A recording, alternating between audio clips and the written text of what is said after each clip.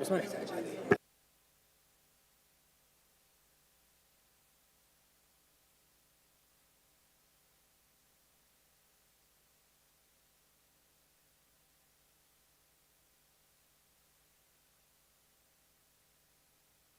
بالضبط هذه صوتك يطلع.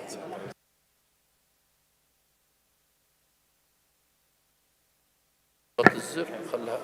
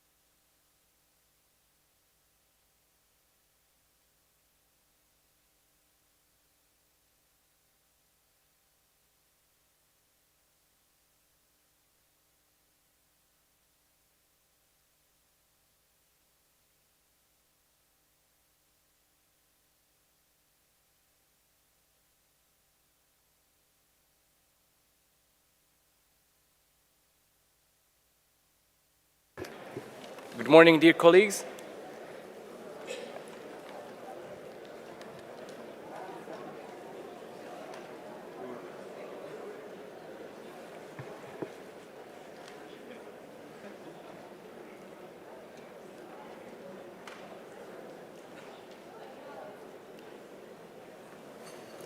So as indicated during the 10th meeting of the Bureau this morning, today we will have another 5 nomination files to be examined.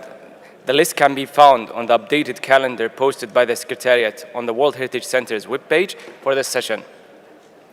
And the nomination submitted by the state parties as follow: a joint nomination by Kazakhstan, Turkmenistan, Uzbekistan, followed by Saudi Arabia, Tajikistan, Rwanda, and a joint nomination formed by Belgium and France, to be followed by 22 minor boundary modifications and provisional SOUVs. I would also like to inform you that the working group on the budget, which was established last Monday, has now completed its work under the chairperson of Ms. Yara Al-Ghafri, Oman, and will therefore not meet today. Furthermore, I also would like to share with you the information I provided to the Bureau about the timetable for the remaining days of work of the committee. As you have noticed, it is highly likely that we are going to complete item 8B related to the nominations this morning, half day in advance on our adopted timetable. Consequently, in order not to waste time, we have worked with the Secretariat on possible adjustment to the timetable to bring some agenda items forward. I'm pleased to give the floor to the Director of the World Heritage Center to elaborate on the changes. You may have the floor, Mr. Director. Thank you very much, Mr. Chairperson. Good morning to everyone. As indicated by Mr. Chairperson, we expect after lunchtime to start with item 8C, which will be the item on the update of the World Heritage List and of the list of World Heritage in danger as it has been customary. After this item, we will go back to the item 8, which has been left open, as you know, to close this item and adopt the decision.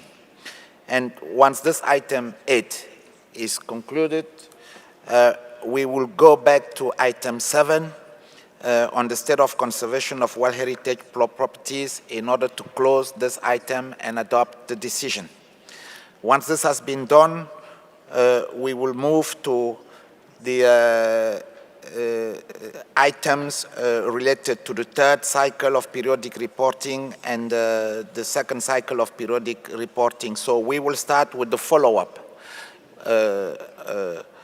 on the implementation of the action plans for the third cycle of periodic reporting in the Africa, in the Arab region, which is item 10C.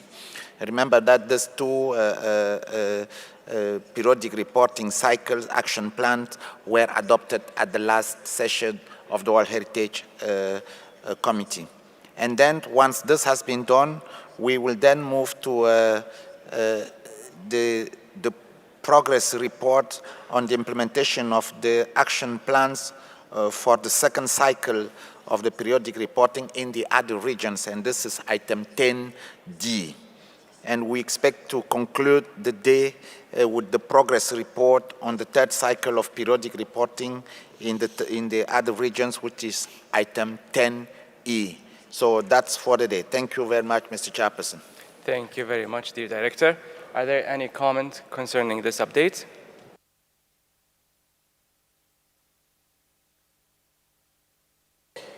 So if you are in agreement with this, I will ask the Secretariat to circulate this adjustment to our timetable and update it on the World Heritage Center webpage. Thank you very much.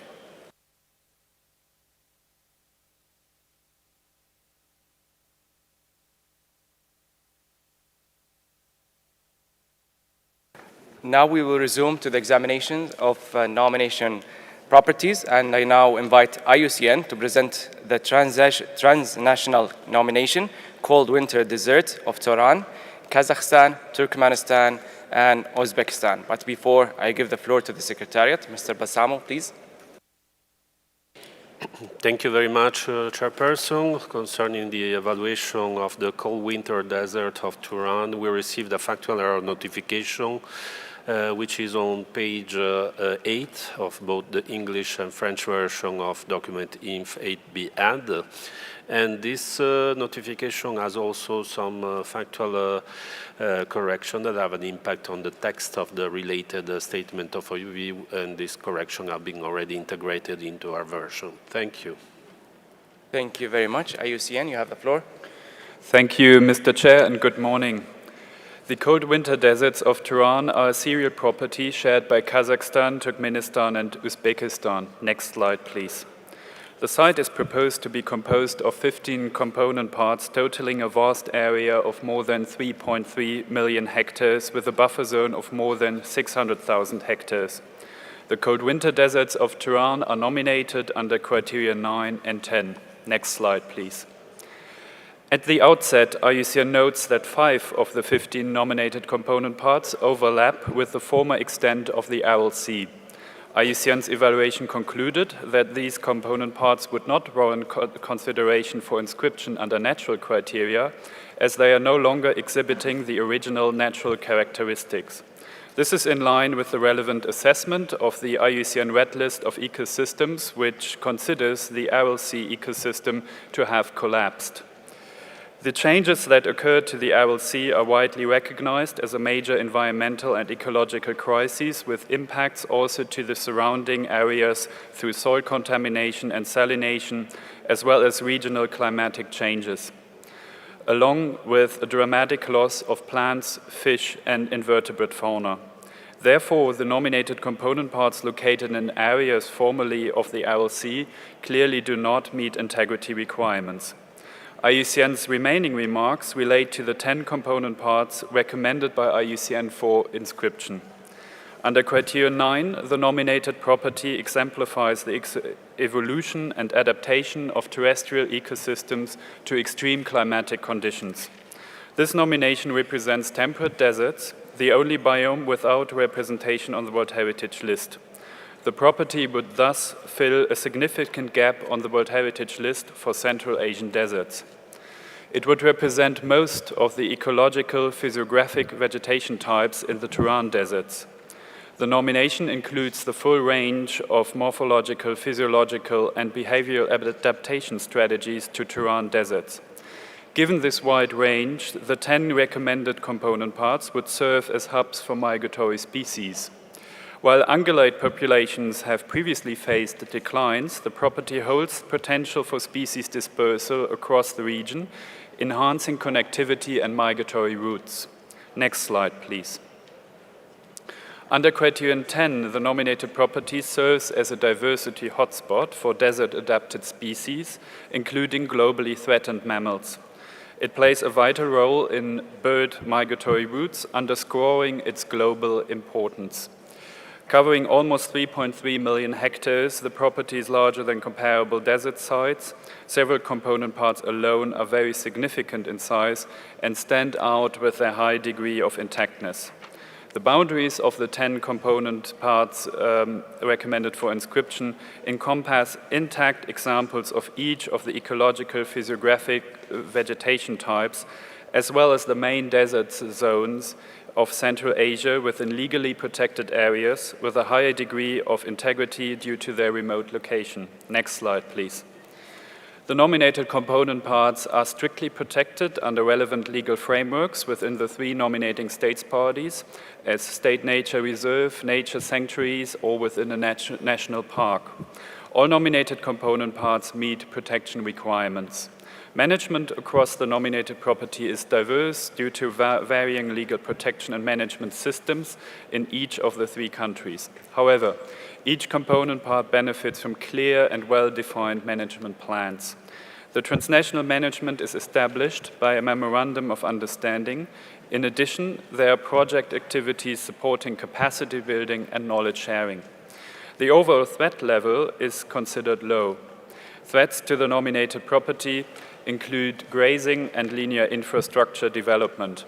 Mitigation measures and approaches to improve connectivity exist, and further progress has been reported by the states parties in the factual error letter. Next slide, please.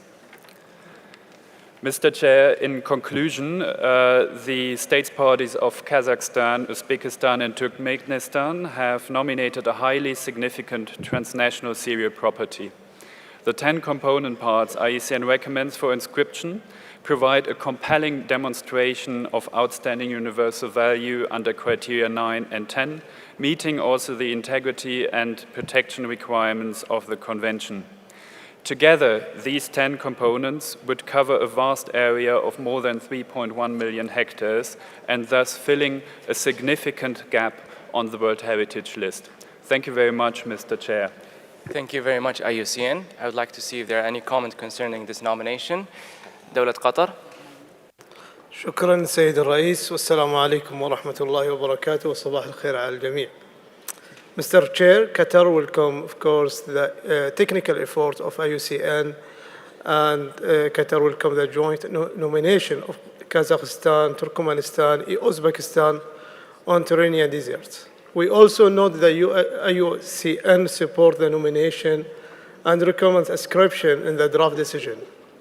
However, leaving some component part of 2 protected areas aside, we have carefully considered the nomination and came to the conclusion that the desert part of Kazakhstan bears the Kelms and Kaska-Kulan components, and missing part of Uzbekistan, Sigashi Dwana and Sigashi Zideli components should not be excluded from the nomination.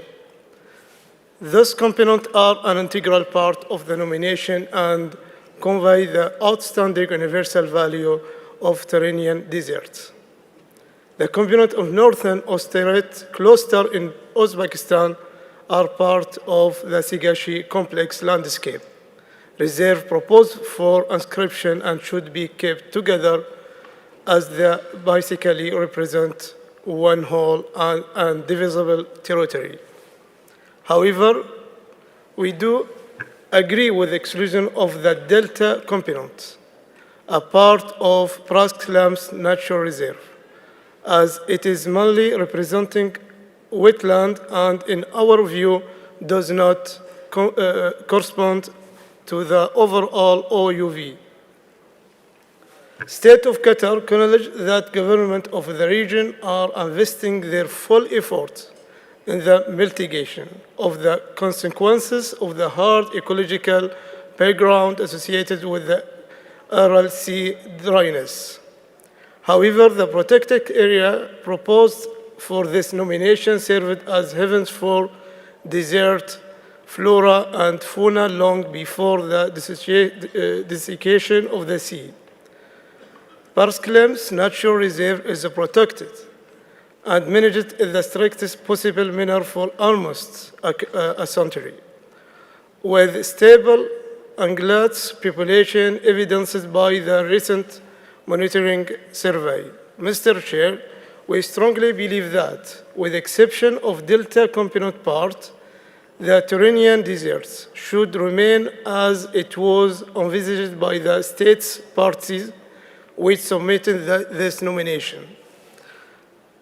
The resilience and adaptation of deserts to the safe climatic conditions is evidenced by all the components of the nomination, but even more by the territories which not only survived the dramatic changes in their surrounding the ecosystems, but flourish and successfully sustain the precious life they harbor. Thank you, Mr. Chair. Shukran jazilan. Mali, you have the floor.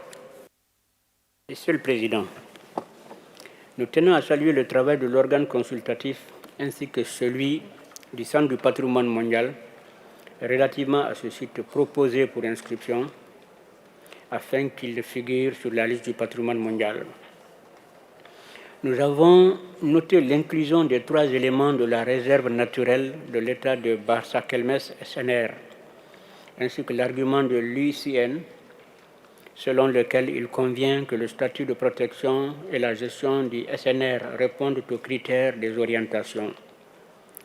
Nous notons de même les informations fournies par les États parties spécifiant le fait que la mer d'Aral constitue un écosystème désertique depuis des millénaires. Ces îles sont une représentation unique des déserts touraniens qui ont conservé la biodiversité caractéristique des déserts froids hivernaux, notamment des plantes endémiques, des oiseaux menacés et des espèces d'ongulés importantes pour l'ensemble de la région. Ces écosystèmes désertiques de Barsa Kelmes SNR restent en grande partie intacts malgré la réduction de la mer d'Aral et la désertification des anciens fonds marins. Quant aux habitants, ils n'ont pas perdu leur intégrité. Aussi appuyons-nous l'inclusion de la SNR Barsa Kelmes sur la liste du patrimoine mondial en tant que partie du bien désert froid d'hiver de Turan. Invitons toutefois les États parties à fournir plus de détails sur cette inscription afin que le comité soit mieux édifié. Je vous remercie. Shukran jazilan. Hind. Thank you, Mr. Chair, for giving India the floor on agenda item 45.8b.47, Cold Winter Deserts of Turan, Kazakhstan. The nomination was presented under criteria 8 and 10. It is a transnational nomination of the state parties of Kazakhstan, Uzbekistan, and Turkmenistan. The state parties met us with their experts and held detailed discussions with us regarding the 15 component parts with more than 600,000 acres of land area. But only 10 are proposed to be inscribed by the advisory body, IUCN, hence the need for the amendment. They explained various points and gave clarifications on the justification to add the other 4 as well, 2 from Kazakhstan and 2 from Uzbekistan. I congratulate their ambassadors and delegations for their hard work and efforts in explaining the position for the amendment. we would like to support the authors of the amendment concerning the inclusion of Barsa Kelmes and Kaska Kulan components in the State Party of Kazakhstan and Sagachi Duana and Sagachi Zidyeli in the State Party of Uzbekistan.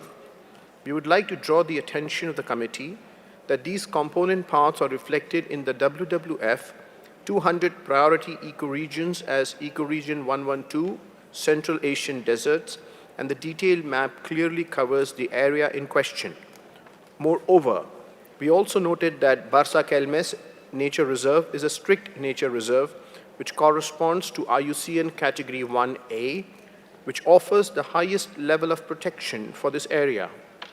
Its long-standing history of sustaining desert flora and fauna are well known, and we are pleased to learn from the state parties that the fauna on this territory is carefully monitored and has a tendency to increase. Please understand, this is one of the most difficult places in the world, which perhaps the highest temperature variation from plus 50 degrees Celsius to minus 50 degrees Celsius.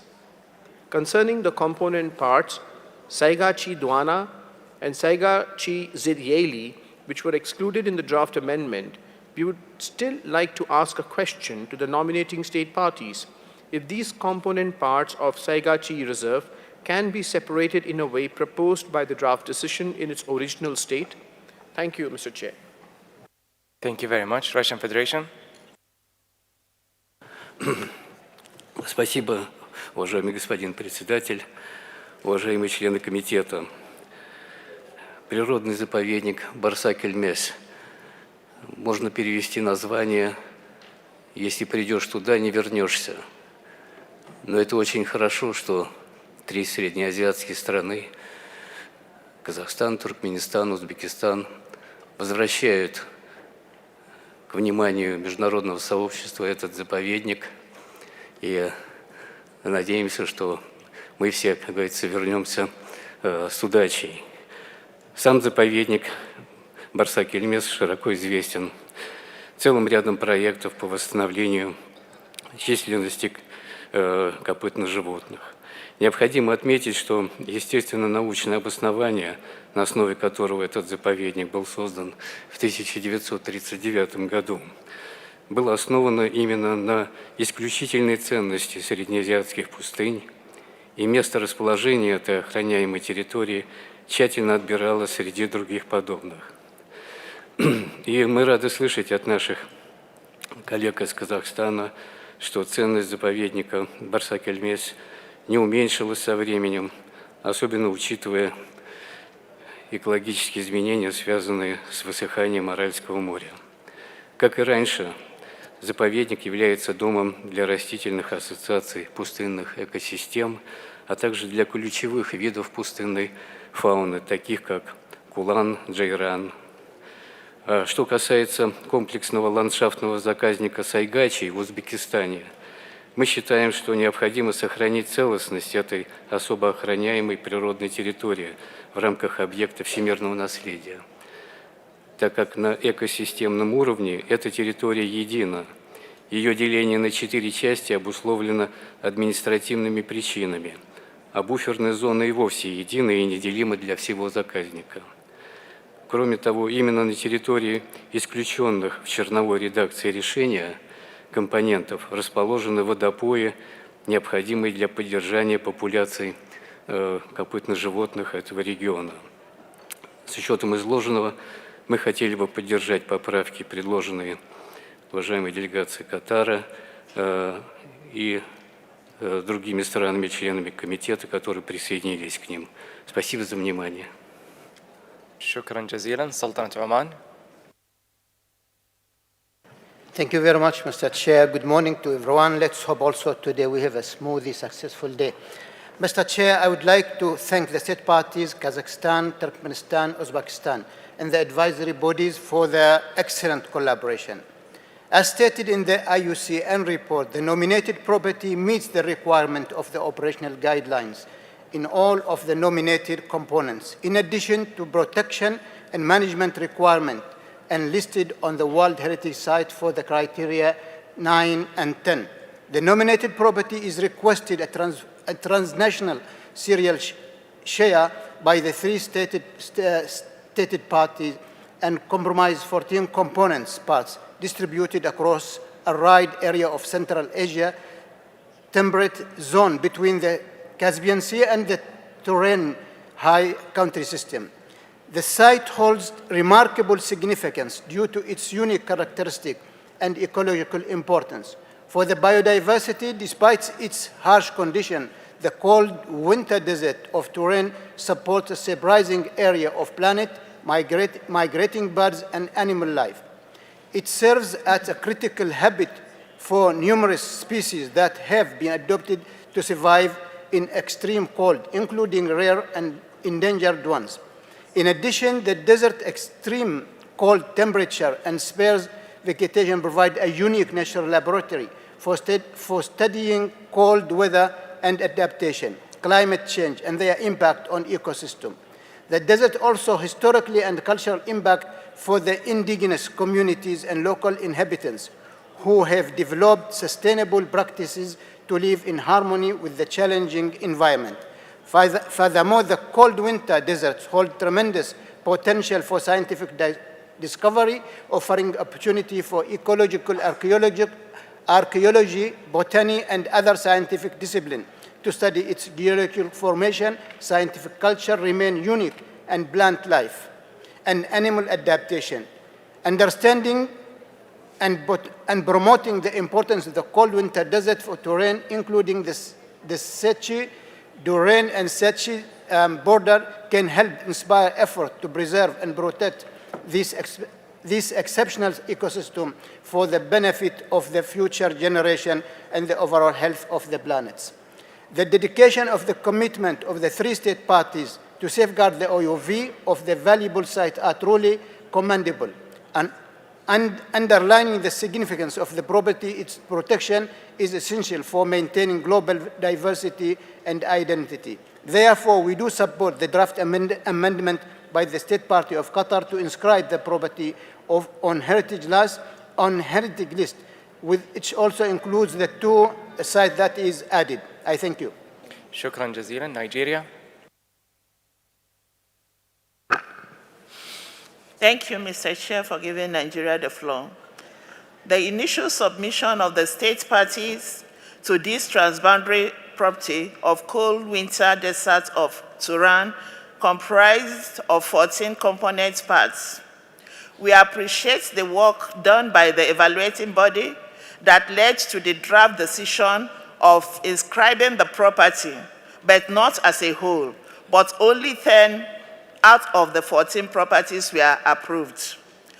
The exclusion of Basa Kelmath Island, Kaskakulan, Sigachi Dwana, and Sigachi Zandiyi, where we understand is founded on the ground that the Basa Kelma, which is the location of the nominated component, is the Aral Sea region, is known for its desiccation as an ecological tragedy, which effects are being mitigated against by the party involved. However, based on a non-paper received and discussions with the submitting parties, we have satisfactory responses to all 4 concerns raised by IUCN.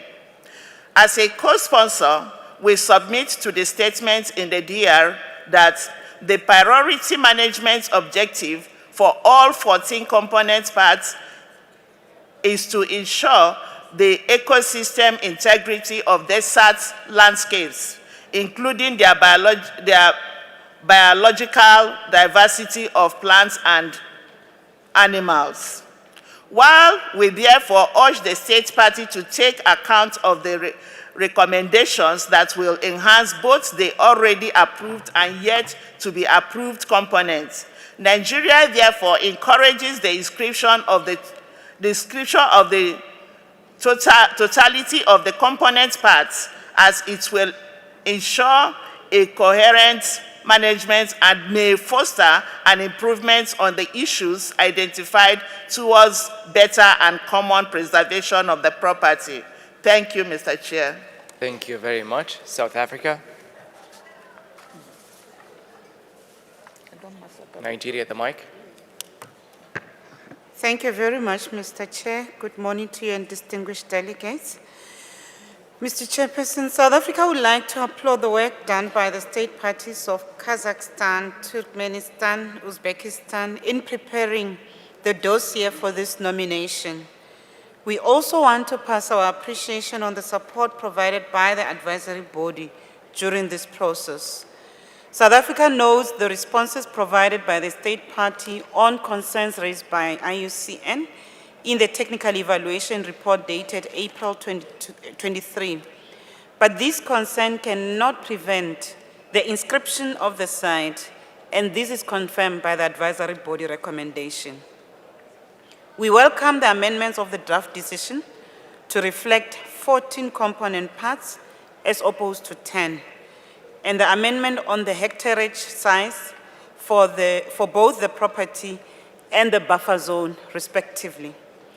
Mr. Chairperson, South Africa is confident that given the work already being done by the state party in conserving these 14 component parts prior to this nomination, increasing connectivity between the component parts of the property and the wider ecosystem will be achieved without any difficulties. In conclusion, Mr. Chairperson, the success in the management of the cold winter desert of Turan, Kazakhstan, Turkmenistan, and Uzbekistan is dependent on a functional, vibrant, funded, and fully capacitated joint steering committee. South Africa accepts the draft decision in that the joint steering committee should ensure the strengthening of the transitional and transboundary exchange of research, monitoring, and any other heritage site management related data. Having said, Chairperson, we would request the state party to be afforded an opportunity to respond on the exclusion of the two component parts as raised by the IUCN.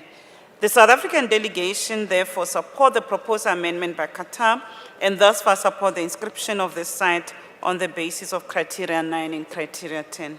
I thank you. Thank you very much. Mamlaka Arabiya Saudiya. Assalamu alaikum wa rahmatullah. Saudi Arabia would like to support the amendment presented by Qatar, aimed at adding components to the nomination by Kazakhstan, Turkmenistan, and Uzbekistan. We think these territories are important to other components of the property and complement the other components chosen for the nomination. The resilience of these components of Turanian deserts to the harsh climate is a testament to their unique biodiversity and attribute meticulously conserved and protected with time. We recognize the intrinsic relationship and resilience in the face of environmental challenges and reaffirm the state party's commitment to preserve this asset for future generations. Thank you very much. Shukran jazilan. Belgica. Thank you, Mr. Chair.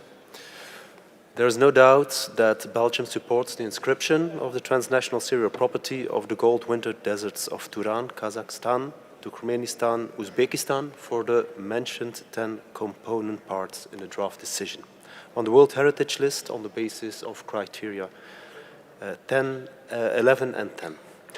We would like to congratulate Kazakhstan, Turkmenistan, Uzbekistan on the inscription of the transnational serial property and encourage the state parties to increase the connectivity between the component parts of the property, especially by removing large barriers for mammal migration. And in addition, we would be glad to share our experiences on the management of serial transnational properties, since we have some experience in that item. Regarding the amendment of Qatar that proposes to add 4 out of 5 referred component parts, We would like to recall the advice of the advisory body that states that that is quite critical, and we would like to say that the component parts of the Barsakal-Mes cluster, component 4 and 5 in Kazakhstan, and the proposed component parts 13 and 14 in Uzbekistan, that for those parts, the advisory body states that it's impossible to meet any integrity requirements as they are located within areas that were heavily affected by the drying of the Aral Sea. Regarding this amendment, and taking into account that the advice of the advisory body, we have two questions for the advisory body. First question would be what the added value of these four component parts would be to the OUV of the nominated property.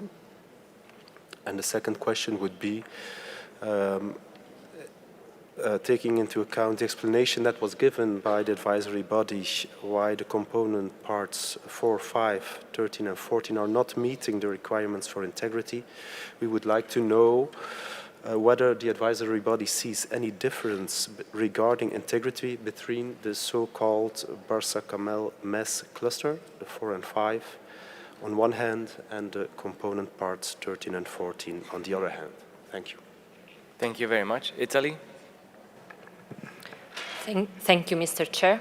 Let us first sincerely congratulate the proponent states parties for the submission of such an excellent nomination as reflected in the recommendation for inscription. As regards the proposed amendment, we consider that the states parties have provided sufficient justification for the inclusion of the additional components, which would indeed be in full accordance with the other component parts. Furthermore, as these additional components are located in an area where harsh environmental changes took place, they can indeed demonstrate the resilience and natural evolution of this kind of ecosystem. And we believe that this is the essence of the OUV expressed in this nomination. Therefore, we would like to support the amendments proposed by the State of Qatar. Thank you very much, Mr. Chair. Thank you very much. Thailand?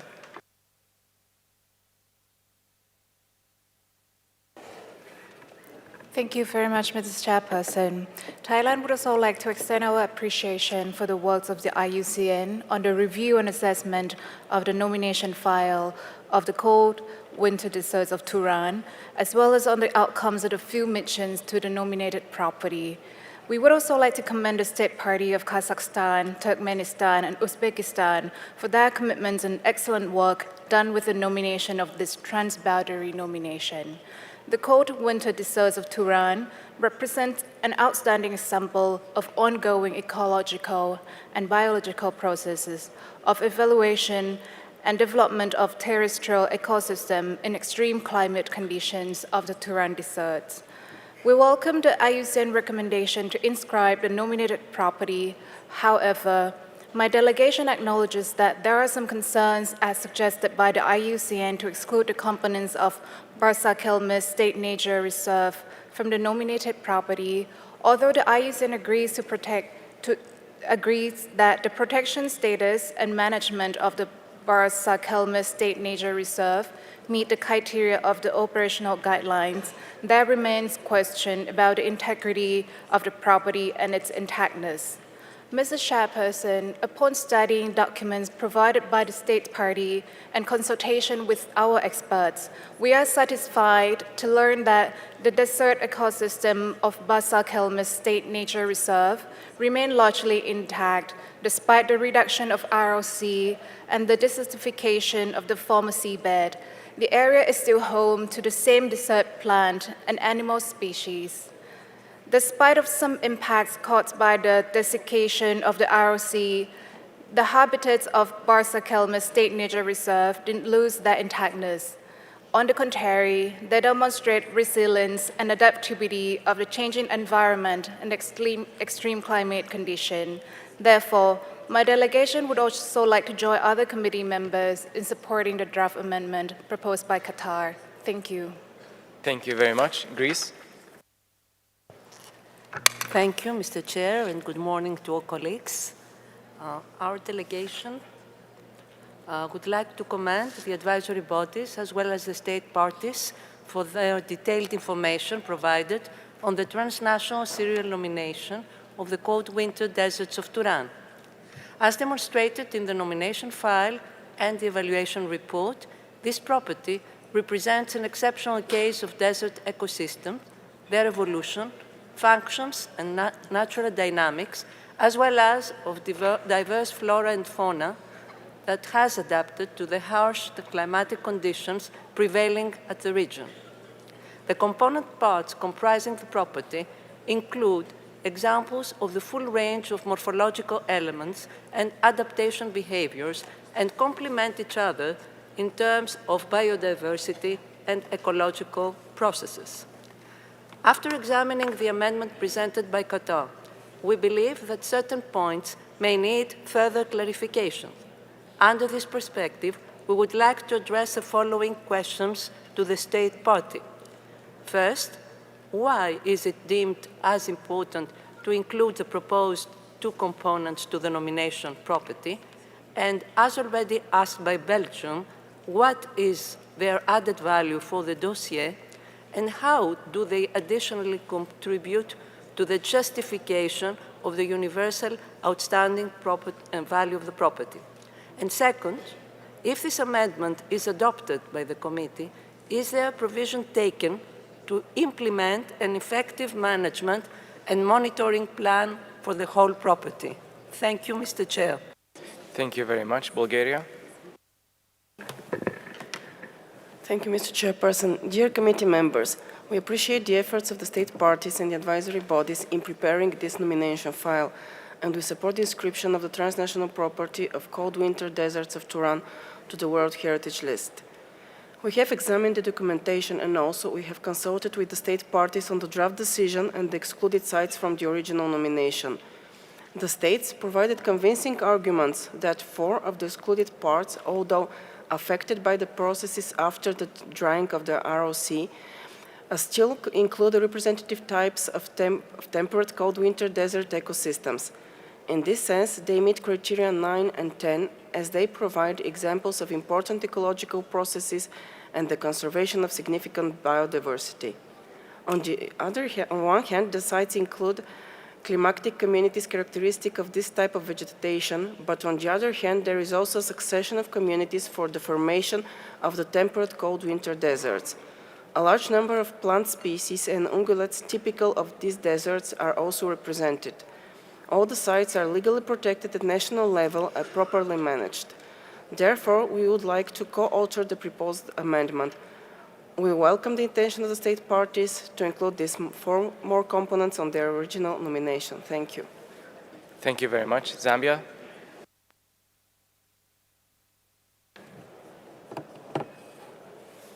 Thank you, Mr. Chairman. Firstly, Zambia would like to appreciate the works done by the advisory bodies. The advisory body, in this case, IUCN. And we also appreciate the serial transnational nomination, which the 3 state parties have indulged in. And we also appreciate the fact that, IUCN has established outstanding universal value of these properties.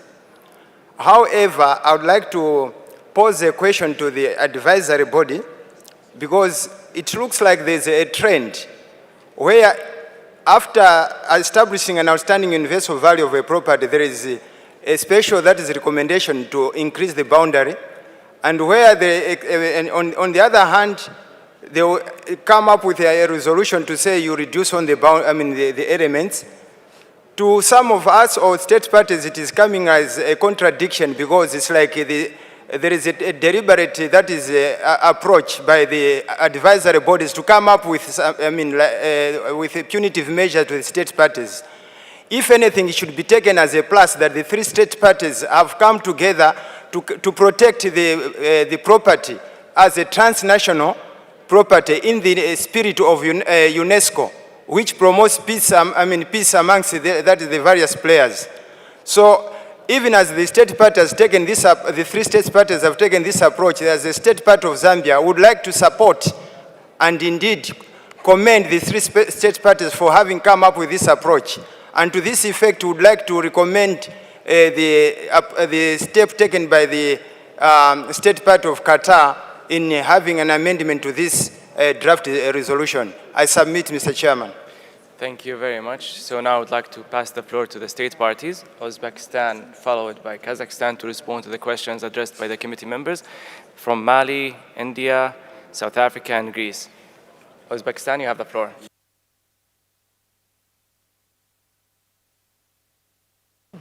Thank you, Mr. Chairperson, distinguished members of the committee. We express our gratitude for today's discussion of our nomination. Since this is a joint nomination, I will be answering the questions for both states parties of Kazakhstan and Uzbekistan. We strongly believe that the outstanding universal value of the Barsakelmes and Kaskakulan components in Kazakhstan and Saygachi-Duana and Saygachi-Zhideli components in Uzbekistan is in full accordance with the other component parts of this nomination. Moreover, these territories, as they are situated in the area where harsh ecological changes took place quite recently, demonstrate the additional resilience of this type of ecosystems to the severe environmental conditions. And this is exactly the outstanding universal value we are trying to convey in this nomination. As for the Saygachi Complex Landscape Reserve, this IUCN Category 1B protected area is divided into component parts due to administrative reasons and not based on the ecosystem difference. In this respect, the whole territory is uniform. The excluded components of Saygachi Landscape Reserve have utmost importance for the desert ecosystem of the whole Saygachi cluster.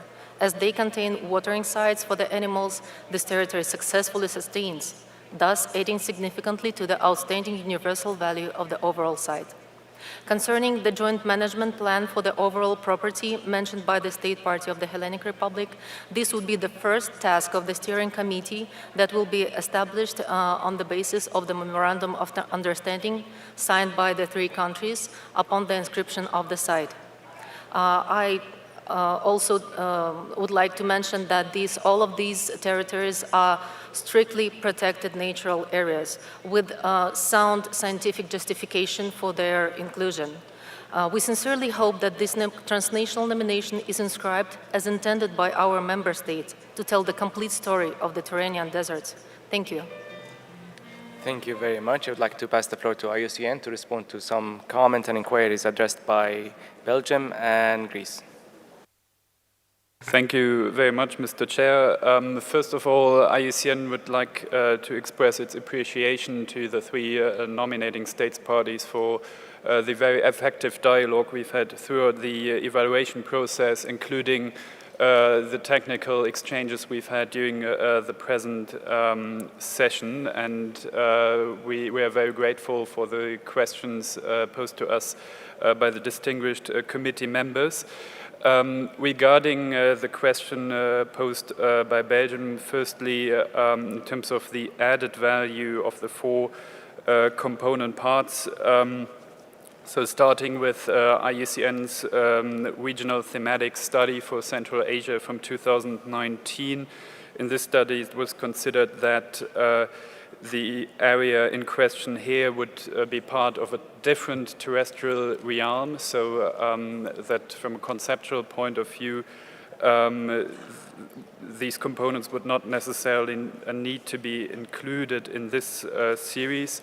Then, given the vast areas that even the 10 remaining components would be covering, I would like to note that the components here in question now would not make a very significant difference in terms of the coverage regarding the area of the nominated property. And regarding the second question from Belgium on the differences between the four component parts that are now the subject of the committee's discussion,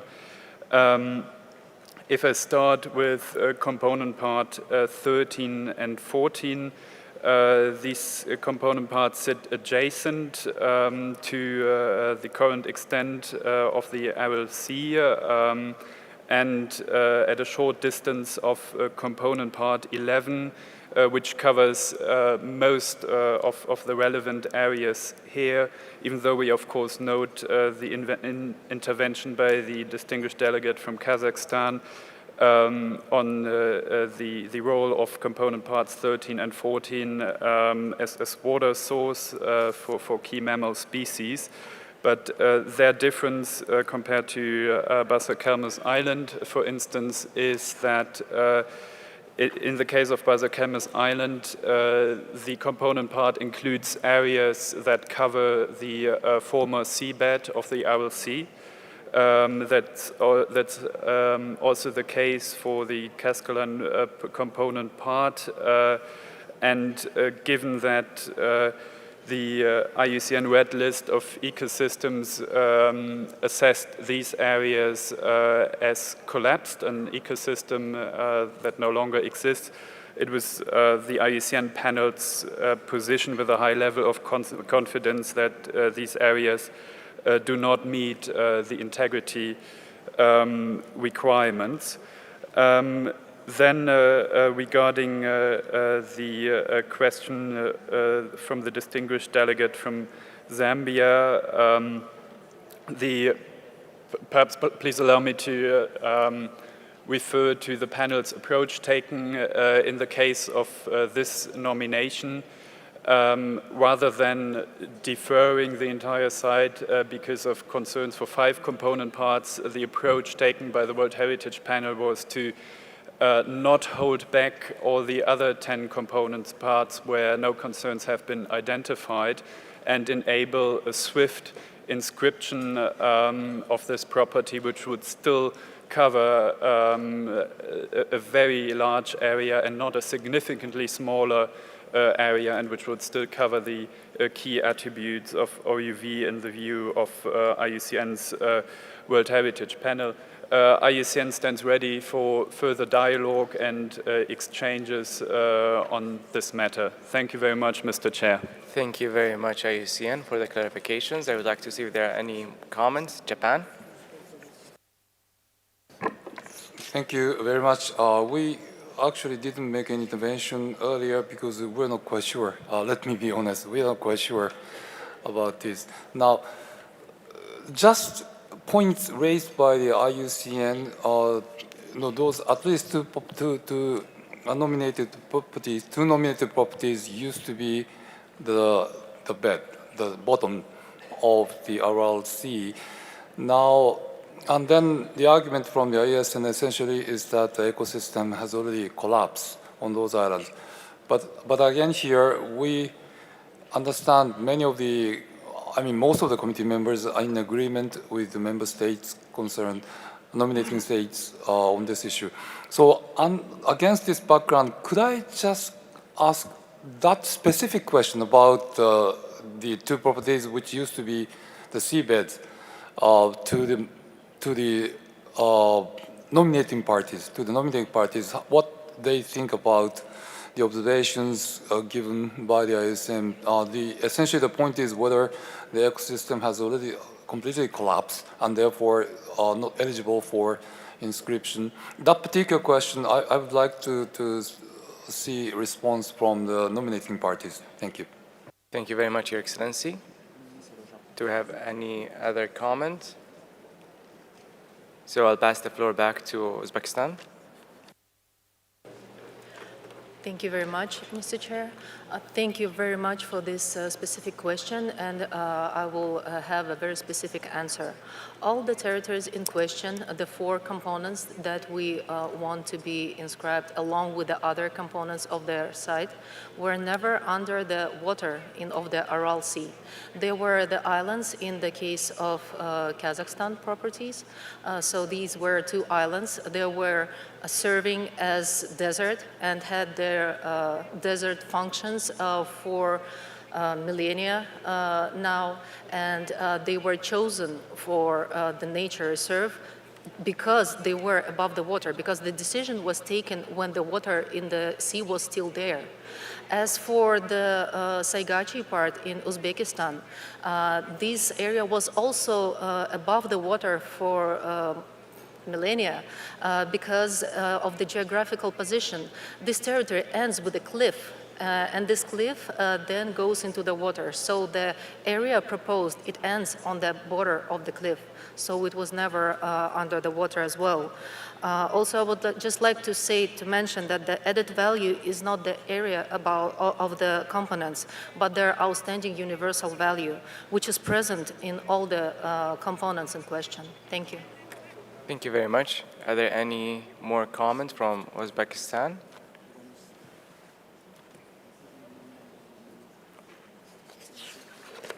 Turkmenistan or Kazakhstan?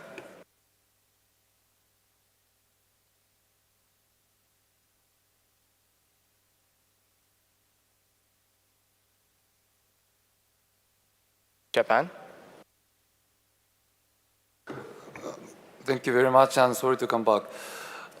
In light of the explanations from the nominated parties, we do understand the observations made by the ASN, but at the same time, I think there is a certain merit in the replies from the nominating bodies. And in this particular case, although I have to be honest, we don't know so much about the places, honestly, but nevertheless, we have recognized a very strong commitment of those nominating parties for the protection of those properties. And in light of this consensus which is emerging, and in light of the strong commitments from nominating parties, we would like to support these amendments. But having said that, we do appreciate the IUCN observations on this item. Thank you.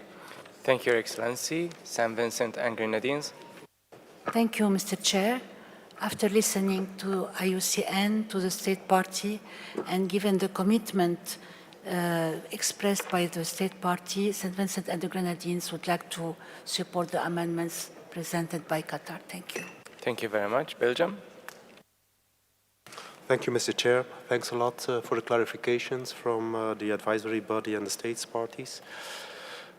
We feel that there is a consensus emerging, so we won't stand in the way of that. But it might be useful for consideration to add clarification in the draft, in the decision, regarding the functions of these islands in the formal Aral Sea. So that might be something to think about in the way that they don't represent the ecosystem of the Aral Sea as such, but that they have a function for species conservation and connectivity. Thank you. Thank you very much. It would be appreciated if you can let us know in which paragraph you would like to insert and integrate this comment. Mexico. Gracias, señor presidente. Después de escuchar las discusiones y el debate, así como las aclaraciones de los estados parte y las respuestas proporcionadas por UICN, México desea sumarse a los países que apoyan esta enmienda presentada por Qatar y proponer la adhesión de un párrafo final en el que se requiera a los estados parte entregar al Centro de Patrimonio Mundial un informe del estado de conservación del bien para su examen por el Comité de Patrimonio Mundial en diciembre del 2024. Gracias. Thank you very much. Egypt. Thank you, Mr. Chairperson. Our delegation was a co-author for the amendment proposed by the delegation of Qatar.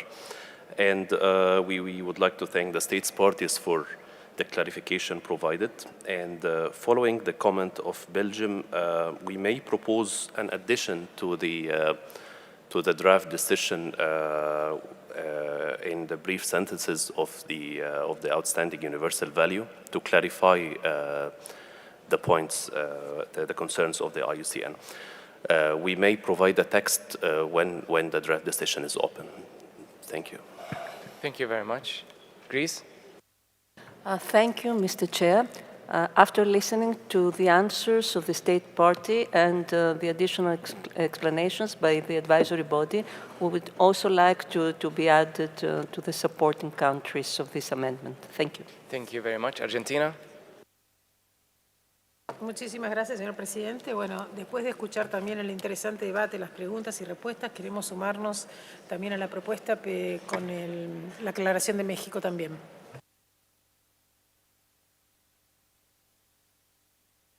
Thank you very much. I would like to pass the floor back to IUCN to provide some clarifications.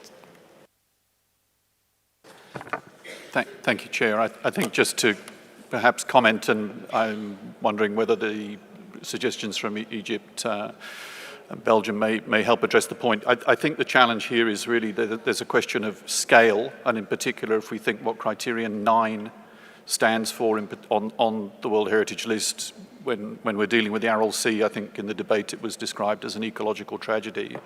You know, it's very problematic, I think, to inscribe areas in the Aral Sea without acknowledging that there is a great difficulty in recognizing that whole area as corresponding to the ecosystem requirements and ecosystem integrity for the list. I think the intervention from Kazakhstan, you know, really makes the point clear. There is a current value of the former islands for species conservation, but they are former islands. You know, they've completely transformed their character as a result of what has happened. And so perhaps as the decision unfolds, we could also comment if there's a suggested text to try to deal with that issue, because we can see, you know, there's a consensus which IUCN fully recognizes about the great merits of this as a transnational proposal, as we've supported substantively in our evaluation. And I think if we can find a solution to how those 4 component parts are approached within the decision, perhaps we can assist the committee as the debate moves on. Thank you. Thank you very much. And if there are no more comments, I would like to invite my dear colleagues to adopt the draft decision 45Com 8B.29. But before doing so, I would like to ask the rapporteur if she has received any amendment on the draft decision proposed. Thank you, Mr. Chair. We have received one amendment from the distinguished delegation of Qatar, which is co-authored by the distinguished delegations of Nigeria, Mali, Oman, Russian Federation, Rwanda, Saudi Arabia, Thailand, Zambia, and Egypt. Furthermore, from the floor, we have received confirmation for these amendments from the delegations of India, South Africa, Italy, Bulgaria, Japan, St. Vincent and the Grenadines, and also from Mexico, Belgium, Egypt, and Greece, mentioning certain further amendments. So starting the proposed amendment from para 2, inscribes the cold winter deserts of Turan, Kazakhstan, Turkmenistan, Uzbekistan, comprising the following component parts: Altin ML East, Altin ML Central, Altin ML West, Barskelmes Island, Kasikulan, Berketeli, Garagum, Gaplinker, Repetek, Yeradzi, Segashi Beluli, Segashi Duana, Segashi Zideli, and Southern Ustyurt on the World Heritage List on the basis of criteria 9 and 10. Para 3 adopts the following statement of outstanding universal value.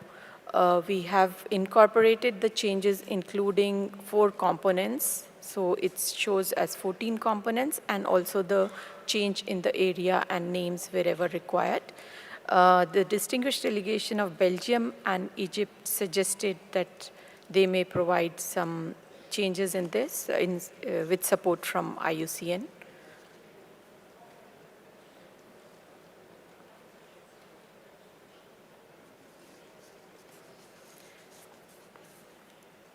Para 4, A, B, and C are retained as they are, except for the change in the number from 10 to 14 components in point C.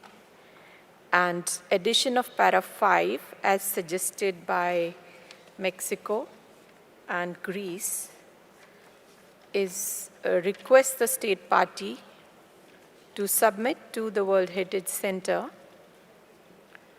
by 1 December 2024 a report on the state of conservation of the property and the implementation of the above-mentioned recommendations for examination by the World Heritage Committee at its 47th session.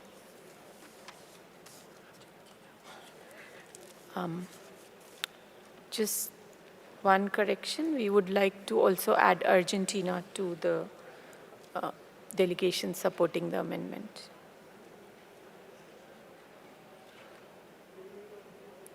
Mexico and Greece out here, and Argentina on the top for the overall amendment.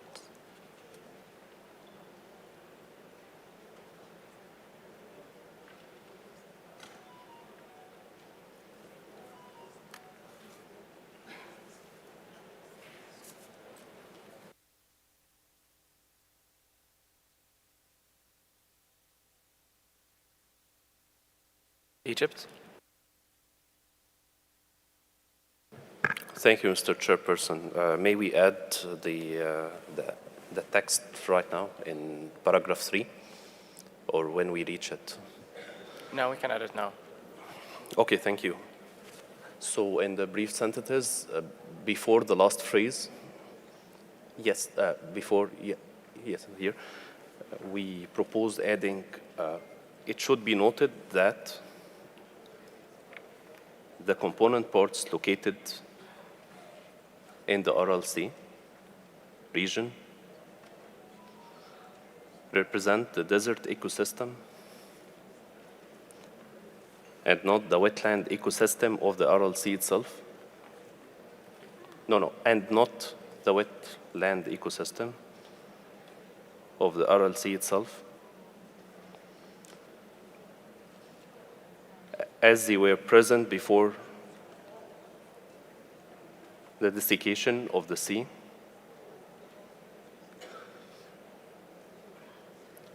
No, the desiccation of the sea, and fully reflect the biodiversity values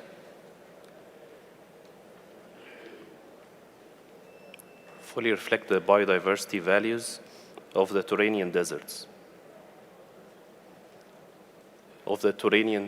Turanian deserts.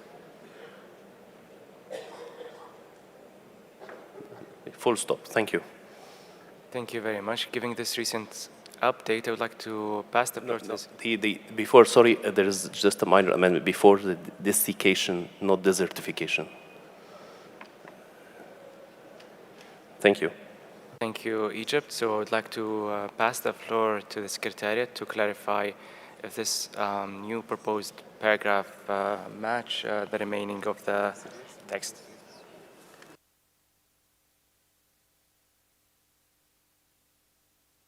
Thank you. Thank you, Chair. Just to recall the committee members that whenever there are changes to the substantial changes to the text of the proposed statement of OUV, which could not be, let's say, evaluated on the spot by the advisory body, we are going to adopt the statement of outstanding universal value as a provisional text, so I think it should be provisional. Thank you, Alessandro.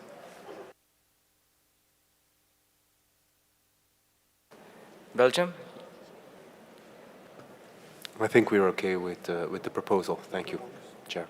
Thank you very much. So, are there any more comments? Mr. Chair, just in the para 6, I wanted to make a correction. In para 5, since it's transnational, so it would be states parties. Yeah. Thank you very much. India? Thank you, Chair, for giving the floor. If we could scroll a little back. If we could, Which if paragraph? we could continue, please. I think it is the paragraph the start of the paragraph 3. Yes, please. If we are taking a call to inscribe the property, just want the Secretariat to clarify whether we take note or we adopt the following statement. Because our understanding is that the statement has to be adopted and not taken note of. Thank you, Chair. Thank you very much. Alessandro? Thank you very much, Chairperson. Well, this is the standard phrase when a provisional statement is actually we take note to adopt the final statement maybe next year when this will be reviewed. Because for the time being, this is only provisional. This is why we are used to say takes note. And as a matter of fact, later on, when we will finish with item 8B, we will adopt a series of provisional statements of Western Universal Value that are being actually reworked and with the state parties. Thank you. Thank you very much. So if there are no more comments or interventions, I would like to invite you to examine the draft decision paragraph by paragraph. For the first paragraph, we don't have any amendments. Do we agree to accept it as it is? I see no objections. Adopted. Paragraph 2, we have a proposed text. Do we agree to this proposed paragraph?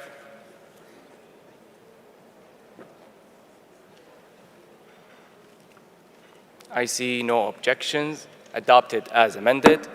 Paragraph 3, we have a proposed text. Do we agree to this proposal?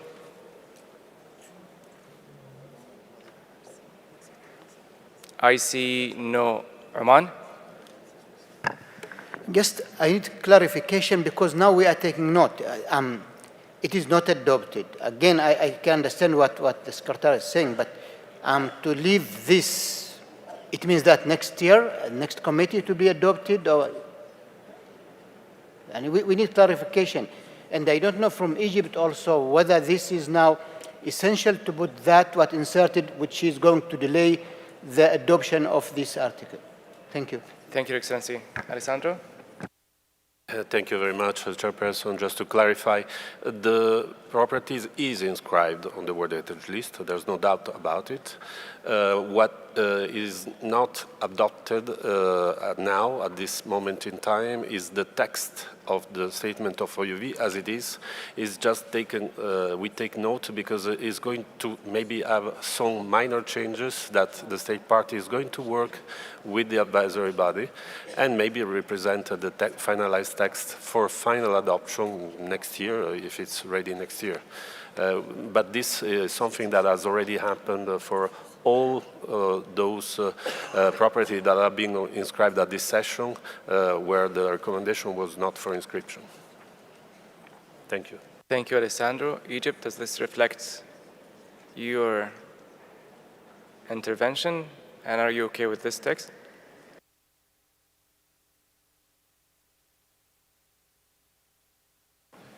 Thank you, Mr. Chairperson. Well, if our additional text will delay the adoption of the OUV statement, we are ready to withdraw it. Thank you. Thank you very much. India?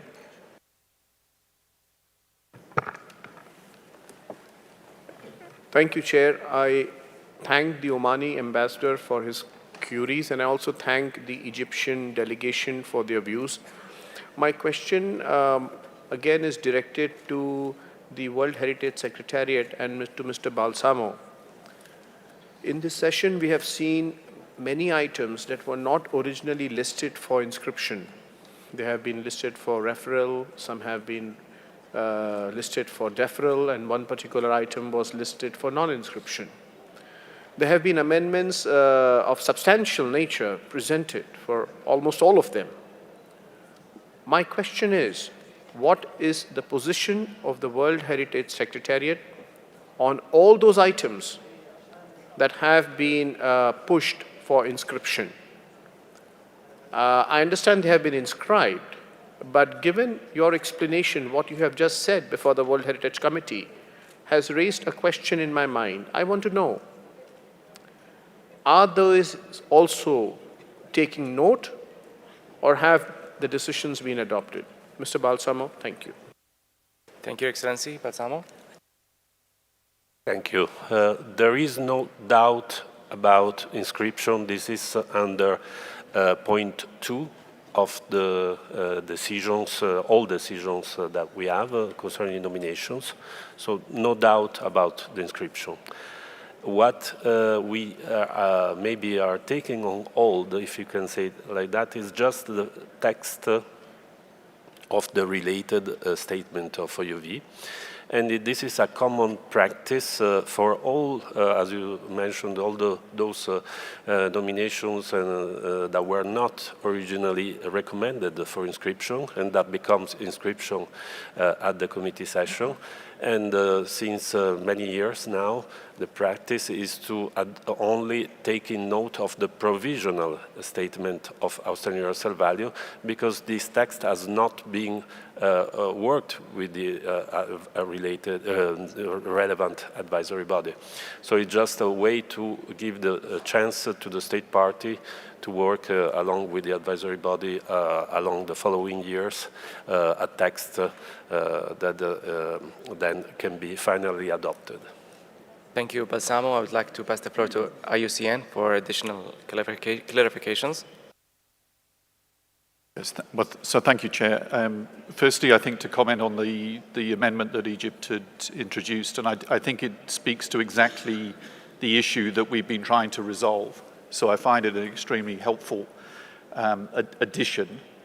So if there's the normal practice, I think when there is a site where elements that have not been recommended by the advisory body are included in the decision, as for the previous referrals and deferrals, is this standard text to consider a provisional statement, and then essentially we always work with the state party concerned to produce a final statement that everybody is comfortable reflects OUV. So it's very, the text at the top of this is very normal.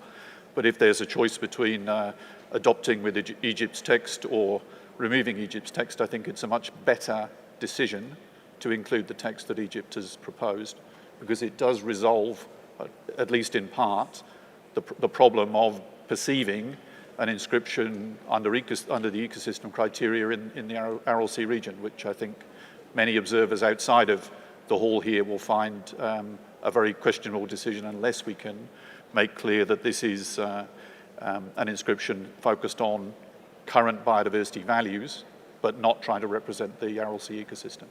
So I'd very much welcome Egypt's intervention, and I think it's extremely helpful text. Thank you, Chair. Thank you very much. I'll get back to Egypt, but before Sultan Oman. Thank you very much, Mr. Chair. I'm consulting with my experts here. We are very much satisfied with the answer from the Secretariat and from IUCN. I raised the question, but we are satisfied unless there are other committees members they want to have any question. Thank you. Thank you very much. India? Thank you, Mr. Chair. I just wanted to have a view of the legal advisor on this point, on the issue of utilizing of the two words adoption and takes note, and I'll be happy if the legal advisor can be given the floor. Thank you, Excellency. Thank you very much. Belgium? We would like to add that we want to support the advisory body in including this part and reviewing the outstanding universal value together with the state parties in order to include this discussion that we were having. So we would like to keep it in the decision. Thanks. Thank you, Belgium. Egypt? Any opinion on this? Thank you, Mr. Chairperson. Thank the IUCN for their comment. Well, we would like to keep it and adopt the OUV statement as it is. So we add the text that we proposed and adopt the outstanding universal value statement like the rest of other draft decisions over the past days. Thank you.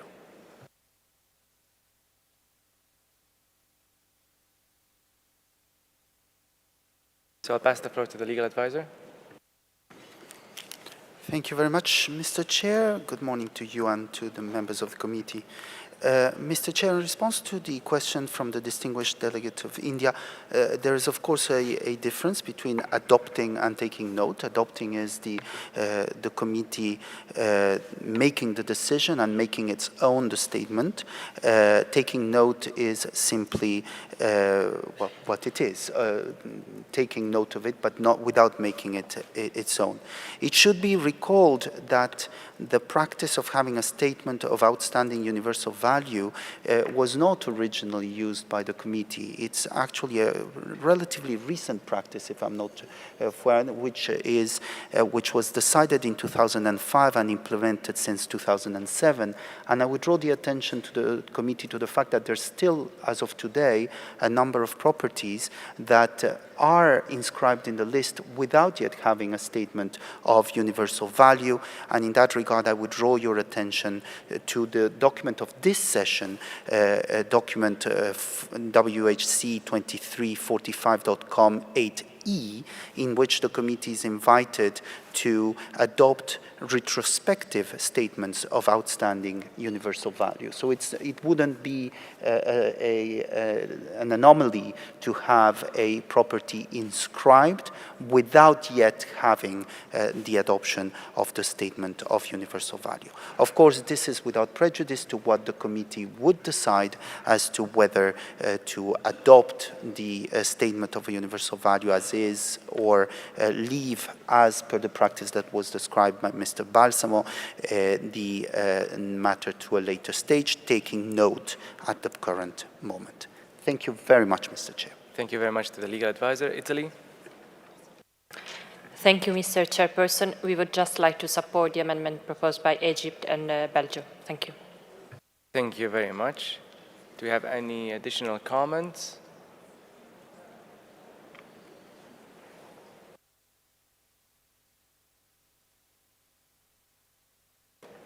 So, for the paragraph 3, we have a proposed paragraph. Do we agree with this proposal?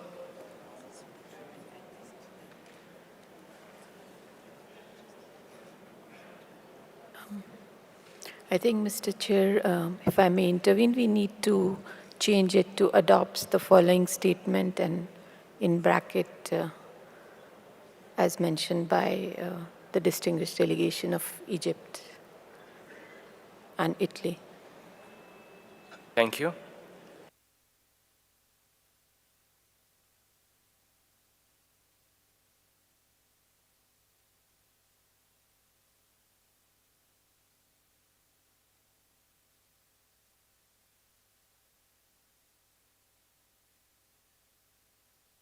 think we need to remove the term provisional.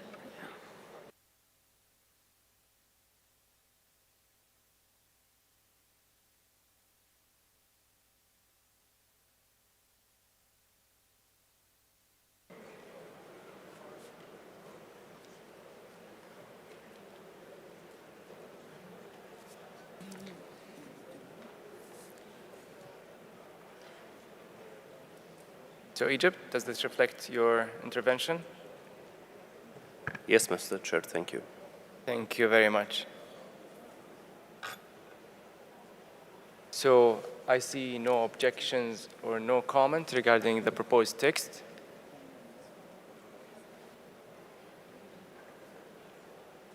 Mexico. Gracias, señor presidente. Solo quiero tener claro, entonces podemos adoptar un OUV, aunque no todos los sitios hayan estado incluidos al principio.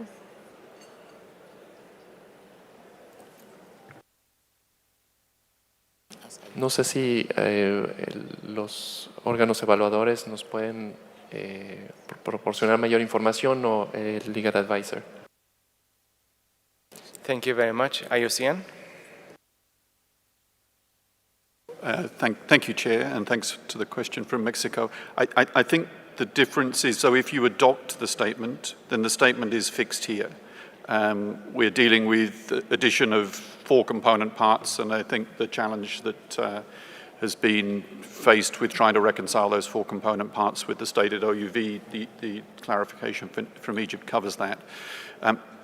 The normal practice would be to take note of a provisional statement, because that allows us the opportunity for a year of dialogue with the state party to make sure that everything is harmonized within the decision. So, you know, that would be a normal practice, and I don't think takes anything away from the inscription that you're contemplating.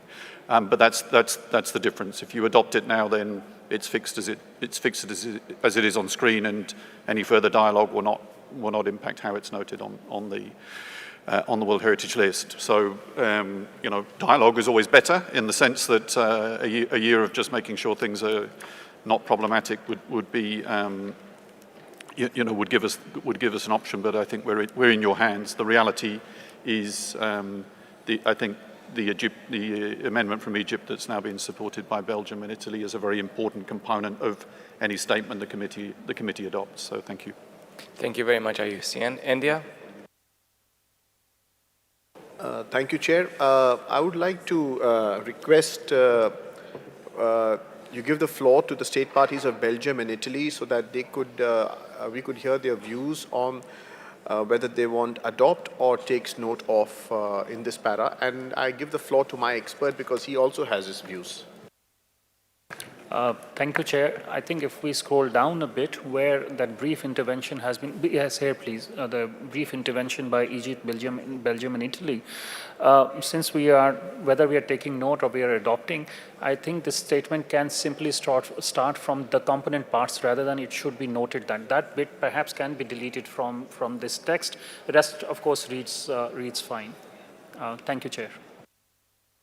Thank you very much, Roman. Thank you very much. My main concern, if we say adopt, and then we are adding something that is controversial until it is cleared by the advisory body, I think we don't want to have a precedent in this. I'm so sorry, Anya. I want to be with the member states, but also we have a convention, and we don't want to go on that step. Let's find a solution. I don't know how can we exempt what is now, if we can adopt the whole things except the paragraph inserted by Egypt and seconded by Belgium and Italy. I don't know how to do it, but we don't want to have something that is later on it will be counted on us. Thank you. Thank you, Your Excellency. So maybe like we'll have some suggestions from the Secretariat or IUCN, but before I would like to ask Belgium to respond to India's inquiries. We are in favor of the takes note, so that we can fully incorporate the discussion that we were having, and that makes sense to take a little bit more time to work on the OUV statement. Thank you. Thank you. Italy? Takes note or agree? Adopt? Sorry, Chair, we are in favor of takes note. Yeah. Italy? We could also leave with adopt, but yes, we have a preference also for taking note. Thank you. Qatar? Merci, Monsieur le Président. On a bien suivi la discussion pour bien comprendre vraiment la différence entre adopt et prendre note. Nous voulons clarifier que le prendre note, vraiment, c'est le sens et c'est le terme le plus logique. Tout d'abord, c'est qu'il est bien expliqué, l'ambassadeur de Oman, qu'il ne faut pas aller jusqu'à créer un cas précédent. Et c'est la raison pourquoi l'État de Qatar soutient vraiment la proposition de Belgium et Italie. Et de garder vraiment le prendre note. Parce que pour bien donner l'État partie le temps de nous fournir le plus détaillé des informations par rapport le valeur universelle exceptionnelle. Merci, Monsieur le Président. Thank you very much. Mexico? Gracias, señor presidente. Queremos también que se reemplace por toma nota en lugar de adopción. So I'd like to hear from the legal advisor about it. Thank you very much, Mr. Chair. Mr. Chair, I would like maybe to make a comment that might be helpful to understand the significance of or the value of the decision that you are making. By providing in the prior paragraph that it inscribes the site on the list, the committee is already stating that the site has outstanding universal value. Legally speaking, that is what inscription means pursuant to Article 11, Paragraph 2 of the Convention. So the decision that you're making today by inscribing is that the item, the site, as described in Paragraph 2, has outstanding universal value. The statement of outstanding universal value is an illustration of the reasons why this is so. And the practice, as described by Mr. Balsamo, is to adopt the statement when it has already been reviewed and only take note of it when there have been substantive changes during the session. I should point out that you have already done so several times in the current session. It hasn't been noticed maybe, but you have done so several times at the current session, each time that a recommendation of deferral or referral was transformed into one of inscription. You have taken note of the provisional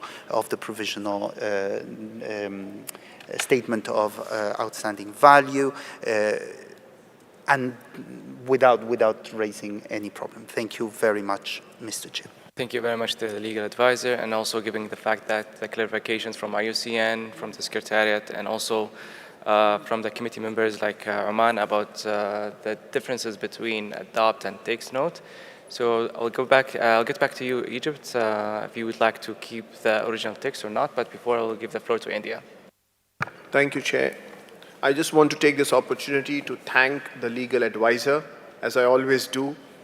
He puts everything in so clear perspective, and that is the beauty of the law.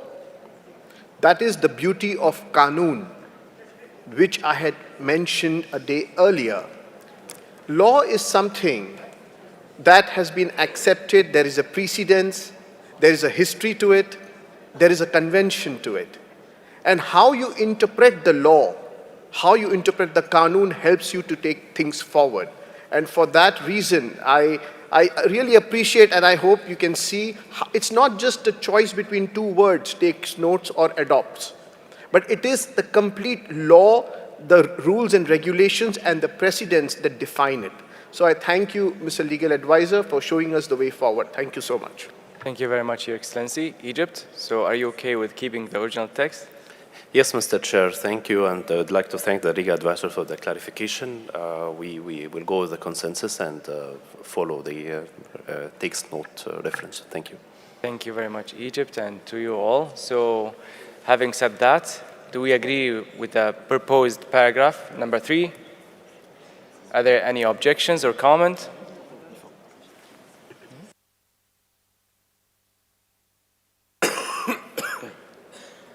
So I see none. Therefore, the paragraph adopted as amended. Paragraph 4.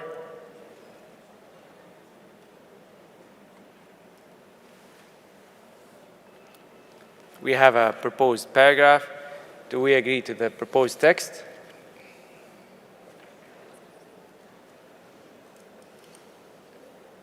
I see no objections or comments. Therefore, the paragraph adopted as amended. Paragraph 5, we have a proposed text. Do we agree with this proposal?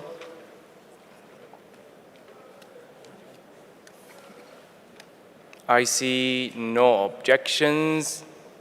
So the paragraph is adopted as amended. Dear colleague, I invite you to adopt the draft decision as a whole. And if there are no comments or objections, I therefore declare draft decision 45Com 8B.29 adopted as amended. Congratulations to the state parties of Kazakhstan, Turkmenistan, Uzbekistan, on behalf of the entire committee. You may have the floor, Kazakhstan first, for a 2-minute brief statement.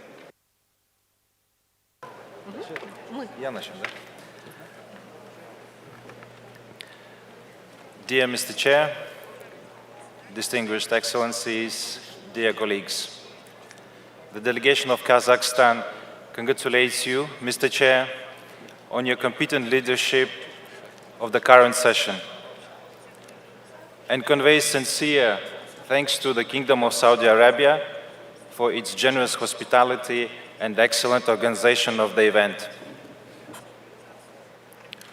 We're extremely honored that the deserts of Central Asia are now globally recognized by UNESCO.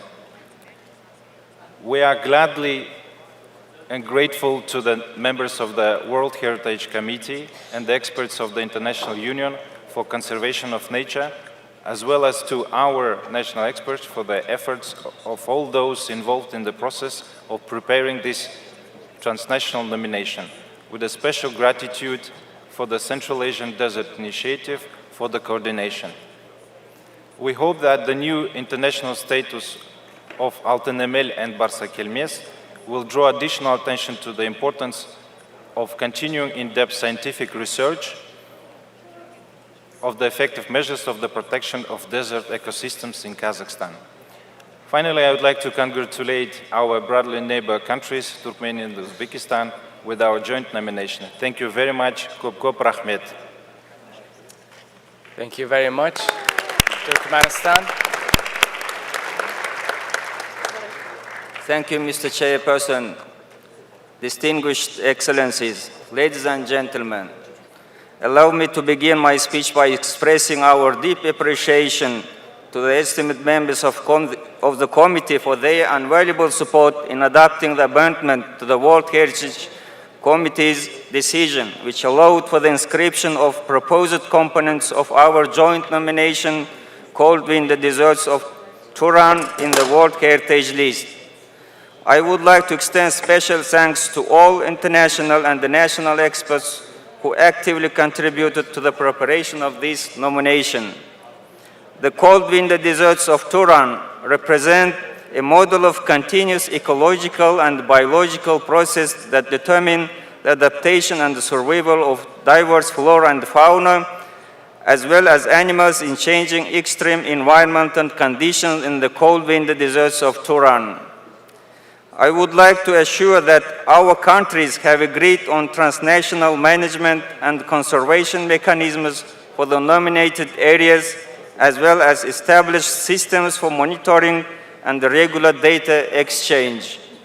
In conclusion, I would like to thank the World Heritage Committee once again on behalf of the people and the government of Turkmenistan for the inscription of our joint nomination in the World Heritage List. Thank you. Thank you very much and congratulations again. Uzbekistan. Hello. I want to thank, on behalf of government of Uzbekistan, I'm joining my colleagues, thank World Heritage Center and IUCN for favorable consideration of our nomination.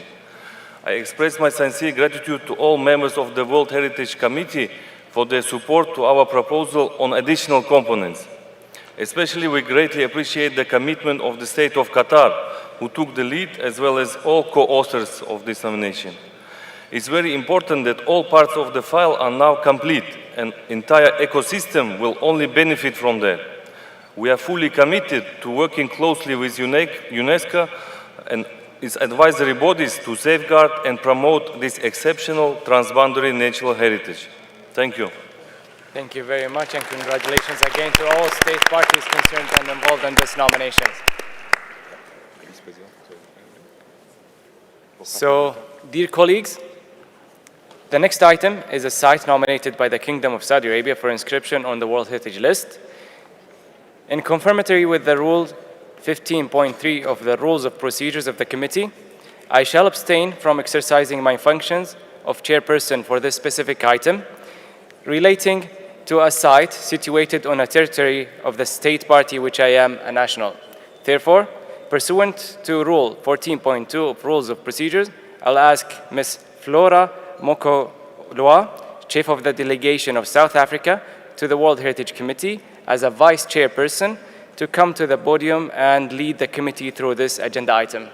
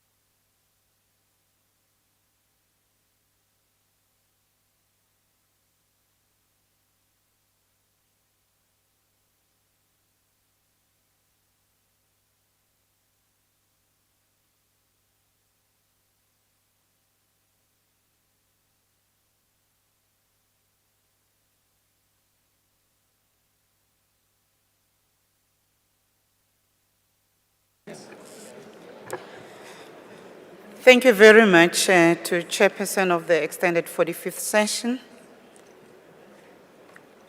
And good morning, dear colleagues.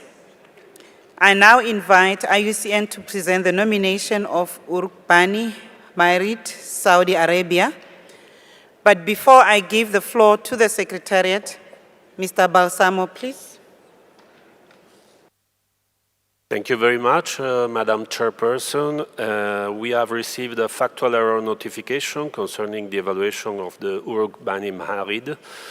And this notification is to be found on page 101 of both the English and French version of document in faith before. And this notification has some factual correction that have an impact on the text of the statement of OUV which is proposed, and this correction have already been integrated into our text. Thank you very much, Madam Chairperson. Thank you, Mr. Balsamo. IUCN, you have the floor. Thank you, Chairperson.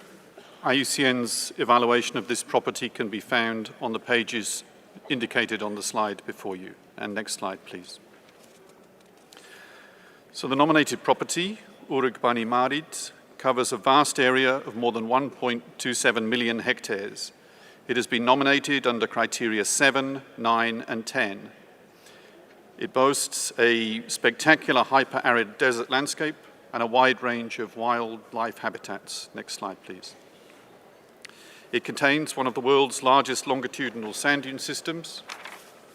Uruk Bani Marid encompasses the western edge of the greatest expanse of wind-blown sand on Earth, Arub al-Khali, as well as the southern end of the 1,000-kilometer-long Tuwaik limestone escarpment with its vegetated wadis, gravel plains, salt flats, and inter-dune corridors. The application of criterion 7 is justified as the nominated property stands out at the global level as one of the world's most beautiful and varied desert landscapes. The vast and undisturbed sand sea is part of the third largest desert on Earth and of the Earth's largest unbroken expanse of sand. The nominated property is distinguished by the widespread presence of zebars, which are particularly well developed in the nominated area. These are features generally of low relief, without well-formed slip faces, and composed of coarse and relatively poorly sorted sand. Next slide, please. Regarding criteria 9 and 10, Uruk Bani Marid is also home to several plants and a number of endemic and globally threatened species and a diversity of mammal species, including 3 reintroduced globally threatened antelopes. The nominated property is presented as the only place on Earth where the Arabian oryx has been successfully reintroduced in their natural habitat after decades of extinction in the wild. This population is completely free-ranging in an area exhibiting a high degree of ecological integrity. In IUCN's view, the doubtless importance of these keystone species, as well as the endemic and threatened species, would be best recognized under an inscription under Criterion 9 alone, rather than both Criterion 9 and 10, as part of an intact and vast desert ecosystem. The IUCN World Heritage Panel noted that the nominated property shows a similar level of biodiversity as existing World Heritage properties in the same biorealm, currently a species count of over 500 species for the vast area, which is relatively low even for a desert environment. However, this would be an excellent starting point to address the significant gap on the World Heritage List under Criterion 9, as it would be the only property to represent the Arabian Desert Udvardi province. The large size of the nominated property ensures that all ecological processes can evolve without disturbance and due to the lack of pressures such as overgrazing and hunting. This allows a close to natural appreciation of the relatively young, hyper-arid ecosystem of Arub al-Khali, which evolved over successive waves of aridity and humidity since the late Quaternary period. An adaptation to this hostile environment can be observed, including species that intercept water from fog. Next slide, please. So regarding integrity, protection and management of the nominated property, IUCN considers that all of the requirements of the operational guidelines are met. We note a number of threats that may have potential to affect the outstanding universal value, but we can see that and acknowledge the state parties' commitment and actions to address them, which are also demonstrated in the supplementary information that's provided. And this also includes an extensive and growing range of community-based programs. IUCN therefore recommends that the committee inscribe Uruk Bani Marid on the World Heritage List on the basis of criteria 7 and 9, and to ensure that the property maintains its integrity, a number of recommendations are included in the draft decision, which can be found, final slide is there, which can be found in document 8B as shown on this slide. Thank you, Chairperson. Thank you, Mr. Balsamo, for your presentation. I would like to know whether there are any comments concerning this nomination from the room.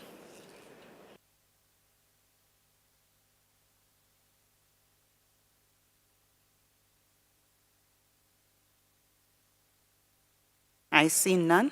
Let's proceed then.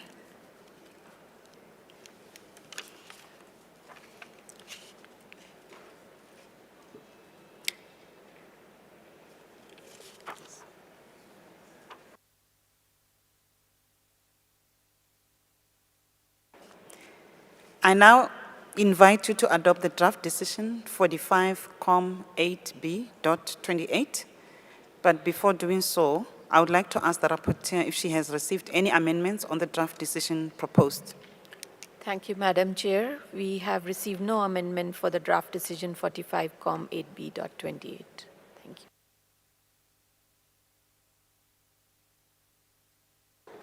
Thank you. I therefore declare draft decision 45-8B.28 adopted.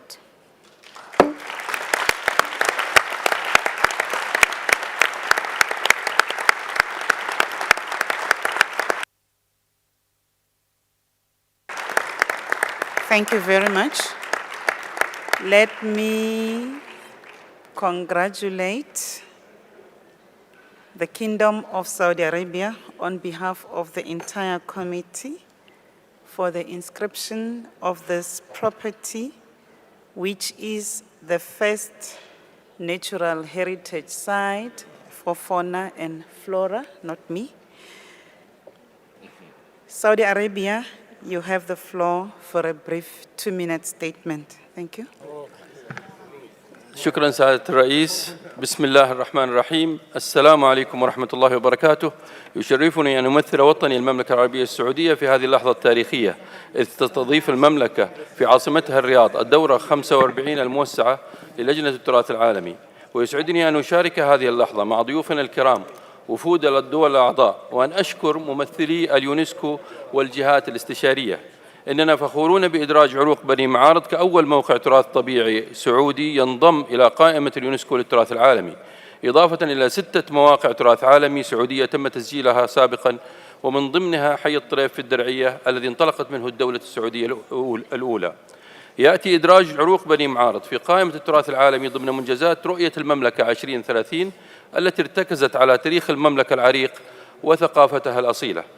وأرفع خالص الشكر والامتنان لمقام مولاي خادم الحرمين الشريفين وسمو سيدي ولي العهد وسمو وزير الثقافة حفظهم الله على اهتمامهم ورعايتهم بالكنوز الثقافية والطبيعية التي تحظى بها بلادنا الغالية. شكرا جزيلا لكم. وأنقل الكلمة الآن إلى سعادة الدكتور محمد قربان الرئيس التنفيذي للمركز الوطني لتنمية الحياة الفطرية، فليتفضل. بسم الله الرحمن الرحيم. أصحاب السعادة رئيس وأعضاء لجنة التراث العالمي وهيئاتها الاستشارية، السادة الحضور، السلام عليكم ورحمة الله وبركاته. يسعدنا في المركز الوطني لتنمية الحياة الفطرية أن نكون بينكم اليوم لنحتفل سويا بمناسبة إدراج محمية عروق بني معارض ضمن قائمة التراث العالمي الطبيعي التابعة لمنظمة اليونسكو، حيث تحتضن هذه المحمية كأول موقع تراث عالمي طبيعي في المملكة العربية السعودية ما يقترب من 13,000 كيلومتر مربع من الأنظمة البيئية الممثلة لمنطقة غرب صحراء الربع الخالي، والتقائها الفريد مع سلسلة جبال طويق العظيمة، وما نتج عن ذلك من تنوع في الأنظمة البيئية والحياة الفطرية النباتية والحيوانية، وما يرافق ذلك من غنى في التراث الثقافي والتقاليد المحلية التي تعبر عن الارتباط التاريخي ما بين الإنسان وبيئته المحيطة. من حقنا أن نفخر بهذا الإنجاز الذي لم يكن ليتحقق لولا دعم قيادة وحكومة المملكة العربية السعودية والتزامها بأهمية المحافظة على التراث الطبيعي في المملكة من خلال تحقيق رؤيتها الطموحة لعام 2030. كما إن هذا النجاح جاء كثمر لتكامل الجهود الوطنية والدولية خلال مراحل الإعداد والتحضير الإدراج، والتي عمل خلالها المركز الوطني لتنمية الحياة الفطرية مع شركائه بشكل متواصل ودؤوب. لكل هؤلاء نقول شكرا على تعاونكم ودعمكم الكبير لبرامج حماية الحياة الفطرية في المملكة. أخيرا، يؤكد المركز التزامه واستمرار جهوده الرامية للمحافظة على محمية عروق بني معارض من خلال تطبيق أفضل الممارسات العالمية المعتمدة لحماية وإدارة واستدامة التراث الطبيعي لخدمة أجيال الحاضر والمستقبل. والسلام عليكم ورحمة الله وبركاته.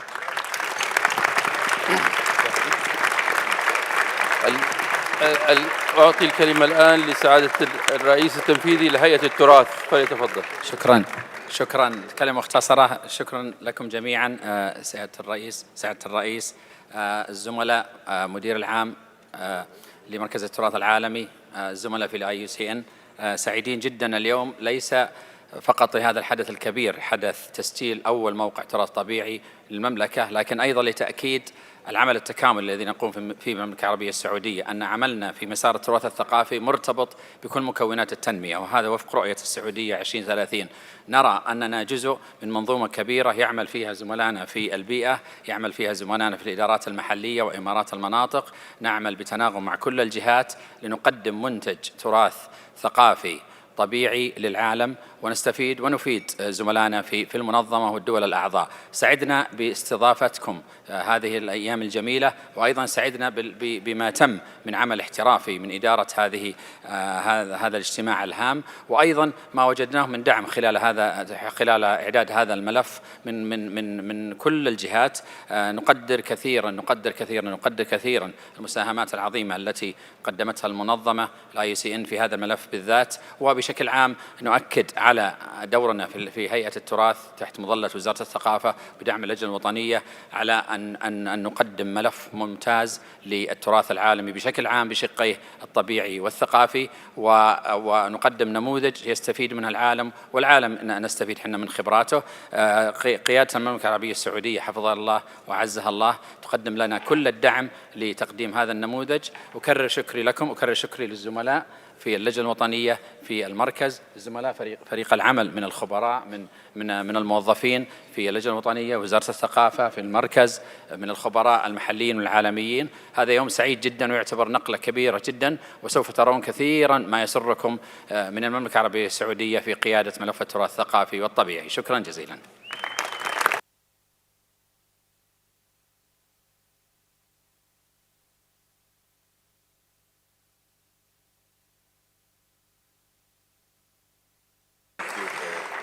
Congratulations once more to the Kingdom of Saudi Arabia. I now hand back the chair. Thank you.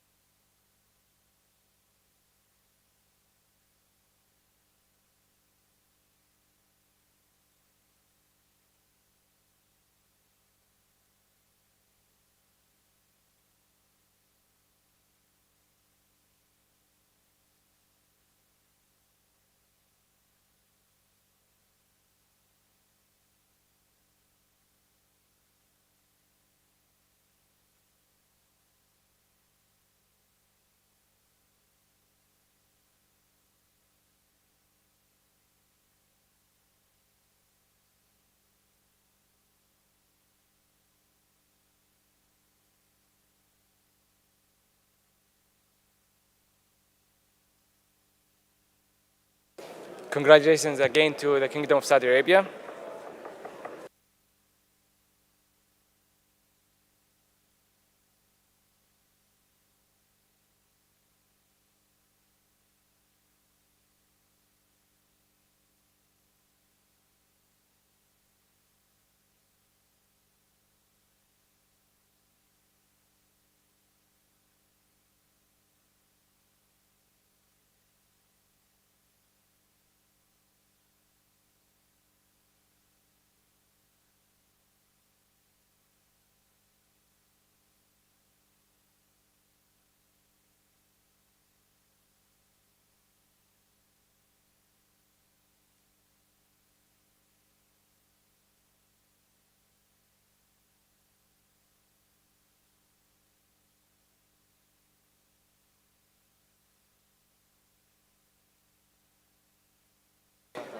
So, dear colleagues, I now invite IUCN to present the nomination of the Togay Forest of the Tigrovia Balka Nature Reserve, Tajikistan.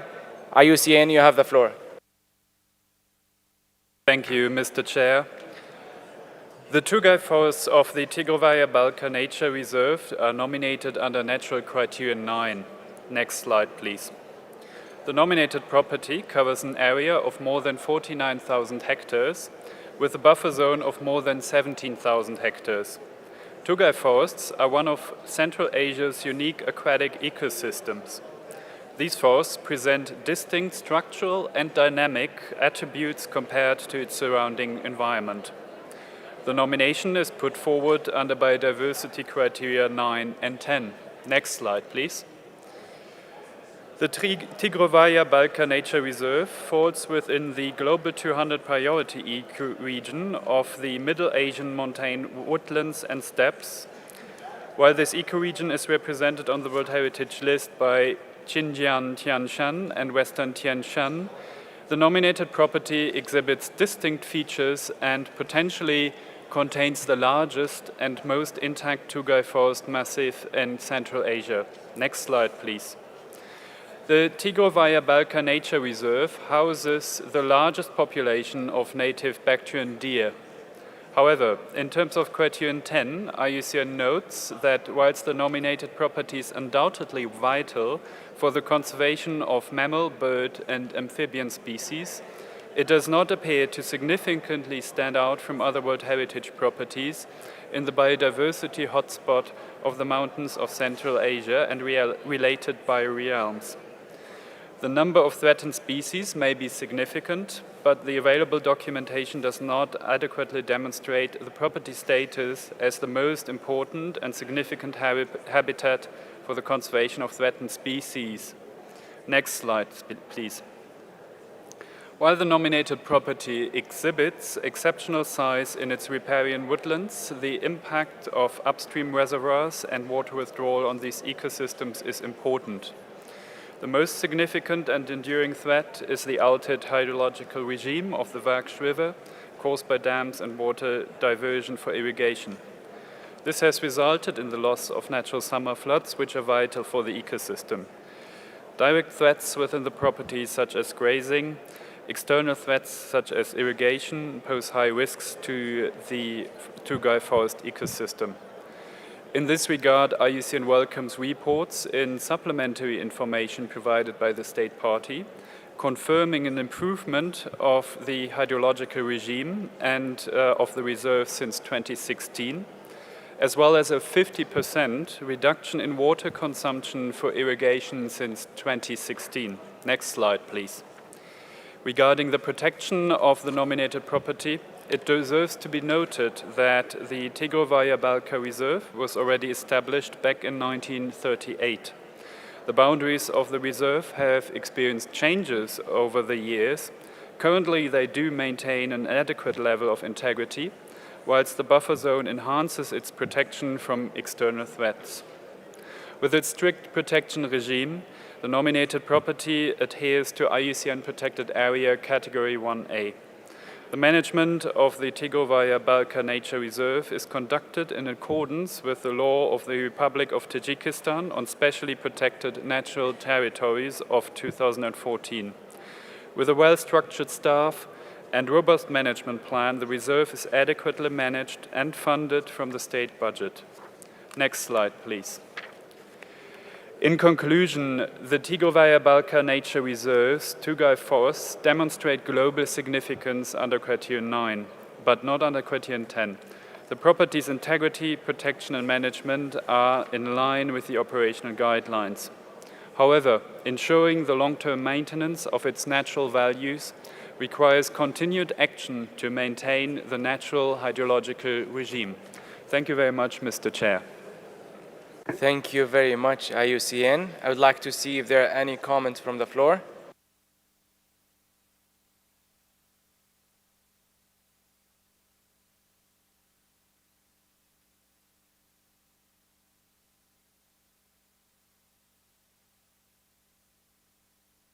So I see none. I therefore invite you, dear colleagues, to adopt the draft decision 45Com 8B.30, but before doing so, I'd like to ask the rapporteur if she has received any amendments on the draft decision proposed.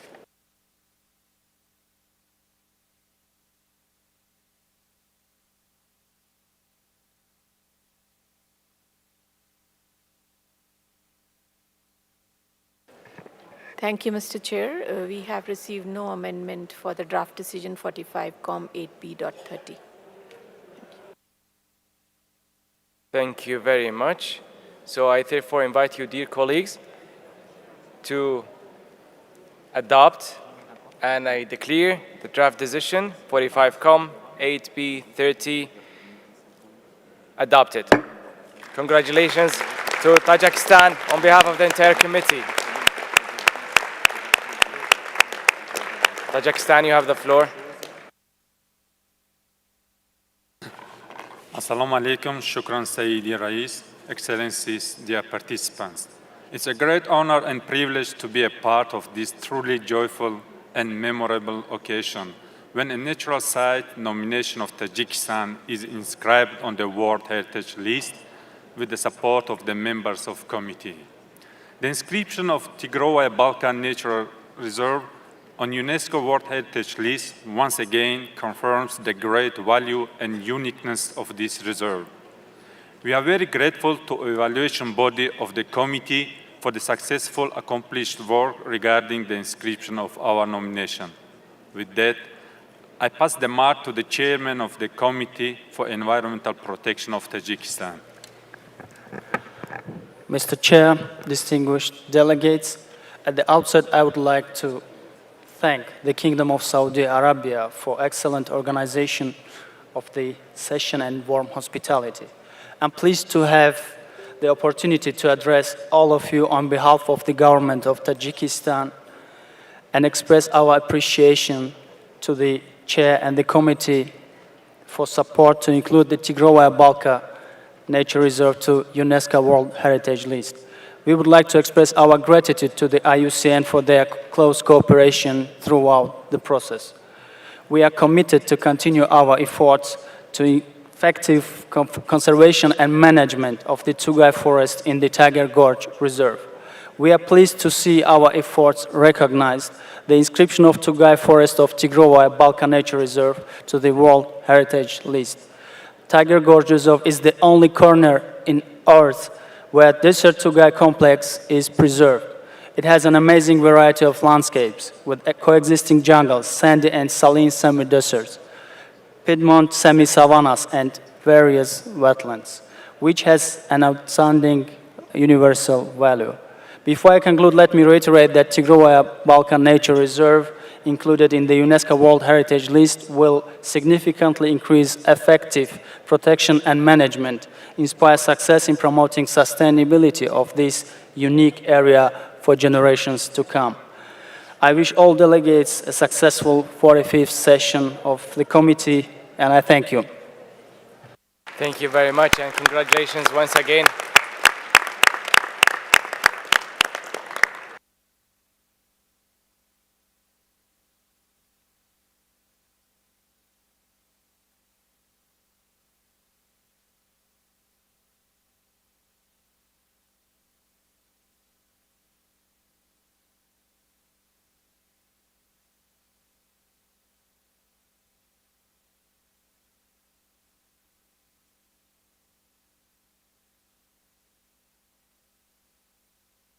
So moving forward, I would like now to invite ICOMOS to present the nomination of the memorial site of the genocide, Nyamata, Momorabi, Jiziso, and Bizisoro, Rwanda. But before I give the floor to the Secretariat, Mr. Balsamo, please. Merci beaucoup, Monsieur le Président. En ce qui concerne l'évaluation de la proposition d'inscription des sites mémoriaux du génocide Nyamata, Murambi, Gizosi et Bizesero, nous avons reçu une notification d'erreur factuelle qui se trouve à la page 15 du document INF 8B4 AD. De la version française et de la version anglaise. Et dans cette notification, il n'y a pas de correction à faire. C'est tout. Merci. Thank you very much. ICOMOS, you may have the floor. Merci, Monsieur le Président. Il s'agit de la présentation de l'évaluation de l'ICOMOS des sites mémoriaux du génocide Nyamata, Murambi, Gisozi et Bisesero, Rwanda. Le rapport de l'ICOMOS se trouve dans le document INF 8B1 AT, à la page 1 de la version en anglais et à la page 1 de la version en français. Pour cette proposition d'inscription, l'ICOMOS a reçu une lettre d'erreur factuelle. Diapositive suivante. Le bien proposé pour inscription comprend 4 sites mémoriaux où sont commémorées les victimes du génocide contre les Tutsis au Rwanda qui s'est déroulé entre les mois d'avril et juillet 1994 et a entraîné la mort de plus d'1 million de victimes. 2 des éléments constitutifs sont des lieux de massacre. Une église catholique construite sur la colline de Nyamata en 1980 dans la province de l'Est et une école technique qui était en construction depuis 1990 sur la colline de Murambi dans la province du Sud. La colline de Gisozi dans la ville de Kigali abrite le mémorial du génocide de Kigali construit en 1999 où plus de 150 000 victimes ont été enterrées, tandis que la colline de Bisesero, dans la province de l'Ouest, abrite un mémorial construit en 1998 en mémoire de la lutte de ceux qui ont résisté à leurs agresseurs pendant plus de 2 mois avant d'être exterminés. Diapositive suivante. Les éléments constitutifs se situent dans 4 régions différentes du Rwanda et chaque site mémorial se trouve sur une colline représentative. Ces éléments constitutifs couvrent différents types de lieux où les massacres furent commis. Un lieu de culte, un lieu public et une forêt. Le site mémorial à Gisozi est représentatif des lieux où les massacres furent commis dans la totalité de la capitale de Kigali. Diapositive suivante. Les 4 sites mémoriaux sont enregistrés à l'Inventaire national du patrimoine culturel élaboré en 2004. Une désignation pour les 4 sites mémoriaux dans la liste du patrimoine national issue par le ministère de la Culture est en cours d'adoption sur la base de la loi de la préservation du patrimoine culturel et des connaissances traditionnelles. Dès la soumission de la proposition d'inscription par l'État partie, l'institution qui était responsable des 4 sites mémoriaux, la Commission nationale pour la lutte contre le génocide, fut remplacée par le ministère de l'Unité nationale et l'implication civique. Diapositive suivante. Voici un résumé de l'évaluation de l'ICOMOS sur la valeur universelle exceptionnelle du bien proposé pour inscription. L'ICOMOS comprend que s'agissant d'un événement récent, ses conséquences et son influence sont encore à l'œuvre et observe qu'une réflexion sur ses impacts historiques requiert une vision à plus long terme. À la lumière des exigences de la Convention du patrimoine mondial, des orientations devant guider la mise en œuvre de la Convention du patrimoine mondial et des principes directeurs pour la préparation des propositions d'inscription concernant les sites de mémoire associés à des conflits récents, une contextualisation plus approfondie des événements est nécessaire afin de justifier l'approche en série, la sélection des 4 sites mémoriaux constitutifs présentés dans le dossier de proposition d'inscription, ainsi que le critère 6. Malgré les clarifications fournies par l'État partie durant le processus d'évaluation, les circonstances du génocide ne sont expliquées uniquement que par rapport aux 4 collines proposées pour inscription où les sites mémoriaux ont été érigés. L'ICOMOS considère qu'une compréhension plus large des événements, à la fois en termes d'antécédents historiques et d'impacts territoriaux et des conséquences du génocide et de leur influence au niveau régional et mondial est nécessaire. Cette compréhension plus large du contexte et de l'histoire devrait éclairer l'interprétation et la présentation du bien en série proposée pour inscription en tenant compte d'une pluralité de voix et de la façon dont chaque élément constitutif reflète l'histoire complète des événements. Diapositive suivante.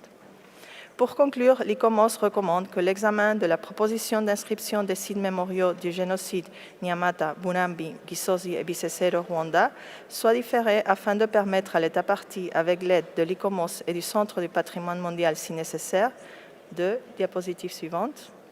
Fournir un cadre historique et géoculturel plus large pour permettre une meilleure compréhension du contexte du génocide et de ses impacts et conséquences au niveau régional et mondial, afin d'encadrer et de renforcer une justification de la valeur universelle exceptionnelle qui soutiendrait une approche en série et une justification de la sélection des éléments constitutifs qui permettrait une compréhension complète des événements. Fournir davantage de détails et de documentation sur la manière dont les récits de l'événement émanant de toutes les parties ont été recueillis et sur la manière dont ils contribuent au processus de réconciliation en cours et à long terme. Diapositive suivante. Élaborer un plan d'interprétation et de présentation pour les éléments constitutifs qui intègre une pluralité de voix avec l'explication de la façon dont chaque élément constitutif reflète l'histoire complète des événements et de leur signification actuelle. L'ICOMOS a inclus des recommandations complémentaires dans le projet de décision afin de renforcer la conservation du bien à long terme. L'ICOMOS considère que le dossier de proposition d'inscription révisé devrait être considéré par une mission sur le site. Diapositive suivante. Merci pour votre attention. Thank you very much, ICOMOS, for this presentation. I would like to see if there are any comments concerning this nomination. South Africa.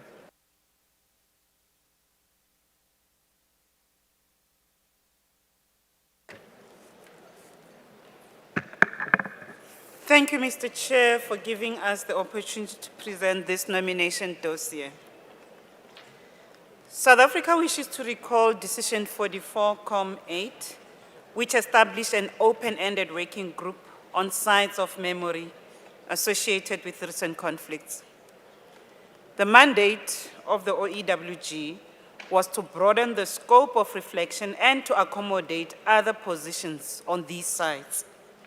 Extensive debates were held in the meetings of the group, and we wish to commend Ms. Vera Lacollier from the permanent delegation of St. Lucia, who through her able chairmanship and skillful negotiation was able to conduct the proceedings of these very difficult discussions in a constructive manner to propose consensus language. South Africa participated actively in the open-ended working group, which concluded overwhelmingly that dossiers presented by state parties to the committee should be considered on a case-by-case basis, with each dossier presenting its own merits for inscription. We were therefore pleased that the 18th extraordinary session resolved to lift the moratorium on such sites and decided that nominations of sites of memory associated with recent conflicts will be processed under the procedures and criteria applied at the time of their submission. The committee should recall that the dossier was submitted in January 2019, and therefore we wish to remind the committee that the guiding principles agreed upon cannot be applied retrospectively to evaluate this nomination dossier, but only for future dossiers submitted under Criterion 6. South Africa carefully considered the technical evaluation report and commends ICOMOS for the detailed and clear analysis of the dossier. In this regard, we would like to indicate that we concur with ICOMOS that Criterion 6 is sufficient to justify the OUV of the genocide sites. South Africa knows that ICOMOS has recommended that the nomination be deferred in order to allow the State Party of Rwanda to provide more information. We understand that since the submission of the dossier, there has been constant engagement between the State Party of Rwanda, the World Heritage Center, and ICOMOS, even up to here at the extended 45th session, and that information has been provided. We have accordingly proposed some amendments to the draft decision to allow for inclusion of the necessary information in order to assist the committee to move from a deferral to an inscription. South Africa therefore requests the members of the committee to accept the additional information provided by the State Party to inscribe this property at this session. In conclusion, Mr. Chair, we request that you grant the State Party of Rwanda the opportunity to provide clarity on any other elements that the committee members might have. I thank you. Thank you very much. Egypt.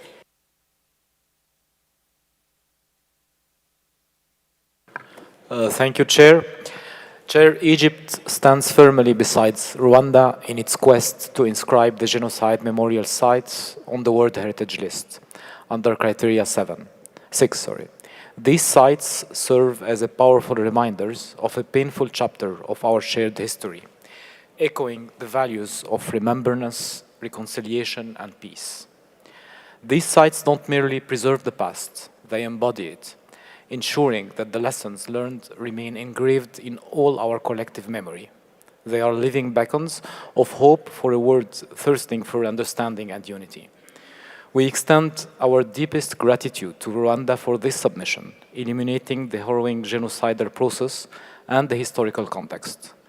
Rwanda's unwavering commitment to preserving the lessons learned from these sites for future generations is both commendable and inspiring. Moreover, we appreciate the rigorous protection and management measures put in place, safeguarding the integrity and authenticity of these sites.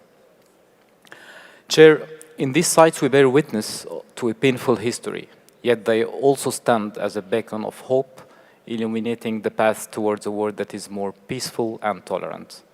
Let us remember that these sites are not mere reminders of our past. They are powerful calls for a future filled with compassion and understanding. They are classrooms where the lessons of history are taught, where reconciliation is cultivated, and where the seeds of peace and unity are sown. Let us recognize the profound universal value they embody, and let us not postpone this recognition any further. The time to honor the memory of the victims is now, and we must inscribe these sites on the World Heritage List without delay. I thank you, Chair. Thank you very much. Belgium. Merci, Monsieur le Président. La Belgique et ses gouvernements de Wallonie, de Bruxelles et de Flandre se réjouissent de ce nouvel examen des dossiers de mémoire, le second dans ce comité, le fruit de plusieurs années d'un conséquent travail de réflexion parmi tous les États partis à la Convention. L'analyse de 3 sites de mémoire importants, situés sur 3 continents différents, est un aboutissement qui marquera ce comité de Riyad. Les sites de Nyamata, Murambi, Gisozi et Bisesero, présentés par la République du Rwanda, nous rappellent l'importance cruciale du recueillement, de la paix et de la réconciliation. Nous soutenons leur inscription aujourd'hui et nous accueillons favorablement l'amendement déposé par l'Afrique du Sud. À ce titre, la Belgique apprécie bien sûr de voir un nouveau site africain ajouté à la liste du patrimoine mondial. L'espoir que la Belgique nourrit à travers cette inscription a parfaitement été résumé par Madame la Directrice Générale en ouverture de ce 45e comité. Je la cite.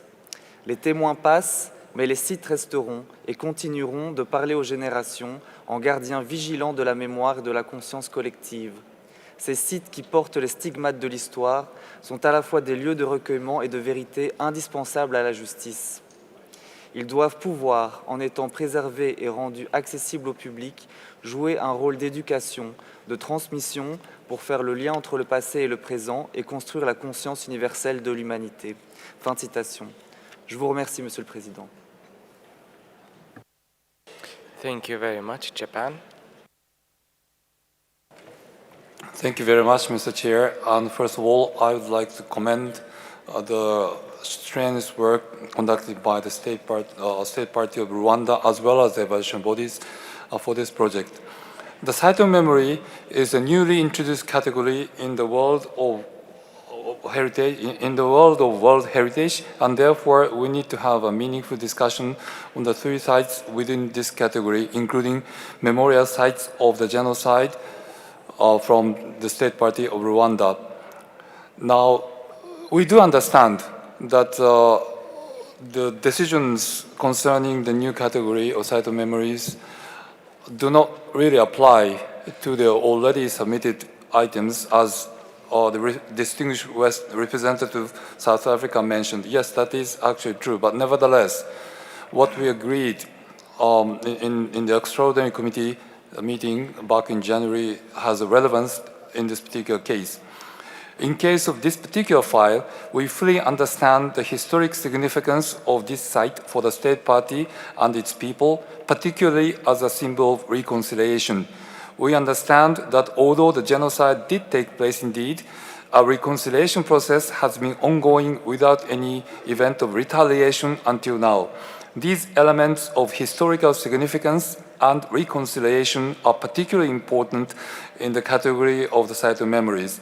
Also, we understand that there has been no contestation within the State Party as well as from other state parties. If there is a contestation on files like this, inscription on the site of memory property could trigger further division and conflicts. On this understanding, Japan is generally in favor of the inscription of this site. However, further discussions on technical issues seem necessary so that we can be more confident about this inscription. In this context, we would like to ask 3 questions to the State Party of Rwanda. First, is it correct to understand that there is no existing contestation inside or outside of the State Party regarding this file? Secondly, there seems to be a considerable divergence in views between the State Party of Rwanda and ICOMOS on how Criterion 6 is justified in this particular case. We would first like to ask the State Party to respond to the concrete concerns raised by ICOMOS. Thirdly, in the view of ICOMOS, Gisozi and Bisosero sites are less authentic than the other 2 sites. Does the State Party agree or disagree with ICOMOS on this particular point? Thank you very much, Mr. Chair. Thank you very much, Your Excellency. Ethiopia. Thank you, Mr. Chairperson.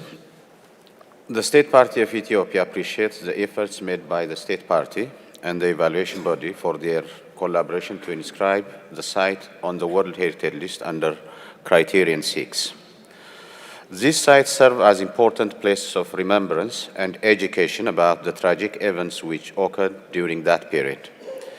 Ethiopia wishes to address the question of protection and management requirements.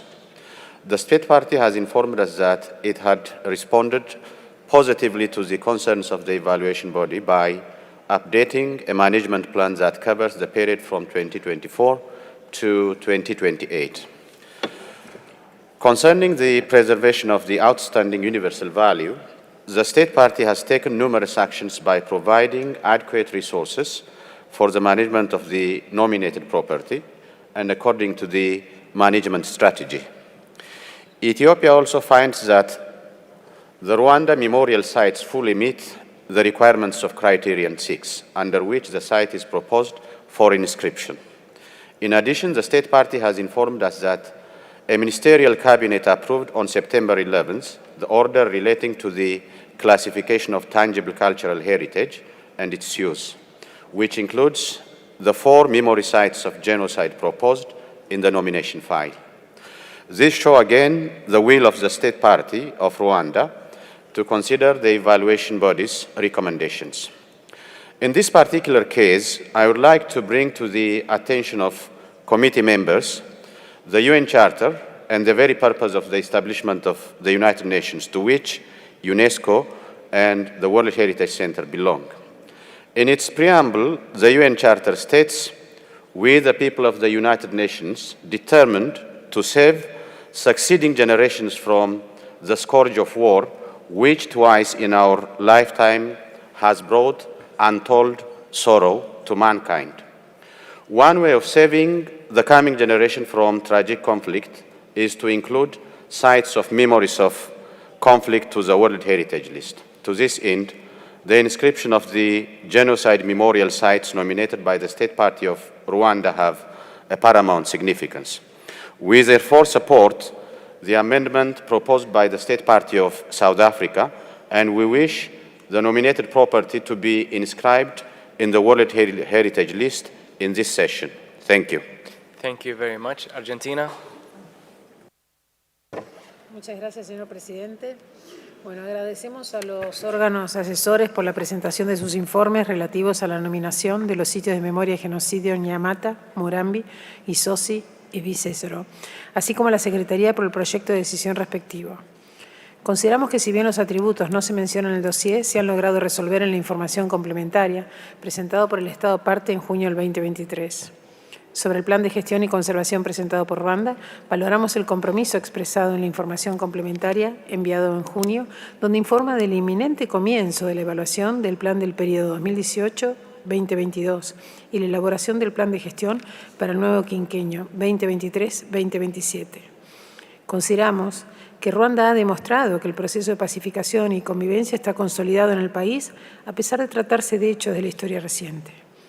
Por otra parte, la estrategia elaborada por Ruanda respecto de una pedagogía de la memoria es una práctica ejemplar para todos los países que, como Argentina, tal como quedó demostrado en la sesión de ayer, aspiran a identificar, proteger, conservar un patrimonio que enarbole la bandera del nunca más en el presente y el futuro. Se trata de una estrategia auspiciosa que habilita que las comunidades locales se apropien del bien y se involucren en la preservación de los sitios de memoria en su conjunto. Los patrimonios tienen un rol fundamental en esta construcción de la memoria para transitar los eventos traumáticos en diferentes comunidades víctimas de violencia. Sostenemos que no hay futuro de bienestar sobre el olvido del pasado, con el convencimiento de que sin la construcción de una memoria colectiva sobre las violencias de la historia, no es posible pensar en una cultura para el desarrollo sostenible en el mundo. Consideramos que sí, el reconocimiento de los sitios de memoria se vuelve imprescindible. En este sentido, apoyamos la propuesta de inscribir los sitios de memoria del genocidio en Nyamata, Murambi, Gisozi y Bisesero de Ruanda. Muchísimas gracias. Thank you very much. Nigeria. Thank you, Mr. Chair. To begin, Nigeria congratulates the State Party of Rwanda for submitting this nomination dossier. We thank the evaluation body for the excellent work and recommendations that led to improvement through Rwanda's avid responses to date. We understand that around 90% of the required adjustments are addressed, while the State Party improves on the rest. Mr. Chair, sites of memories are important parts of human history. They echo significant and socially transformative moments, happy, sad, pleasant, unpleasant, which shaped our societies. And above all, memory sites of this sort, when inscribed, will carry a message of never again. This message of never again is in part what Nigeria wishes to underscore as we second the amendment submitted by South Africa to the draft decision on this item. It is well known that Rwanda's memorial sites reflect the country's recent history, linked to the genocide against the Tutsi in 1994. They bear witness to this history and symbolize the desecration of human dignity, where man was seen as ferocious towards his fellow man. The nominated site where the victims are decently buried is a place of gathering and dialogue to consolidate the gains of peace.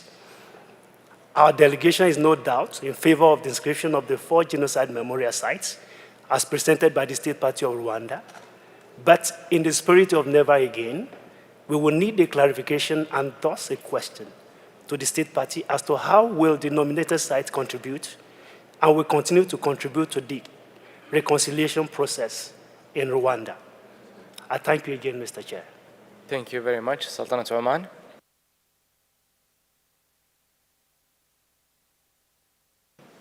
Mr. Chairperson, the Oman delegation wants to express its gratitude and recognition for the State Party's diligent work in preparing this nominated serial property.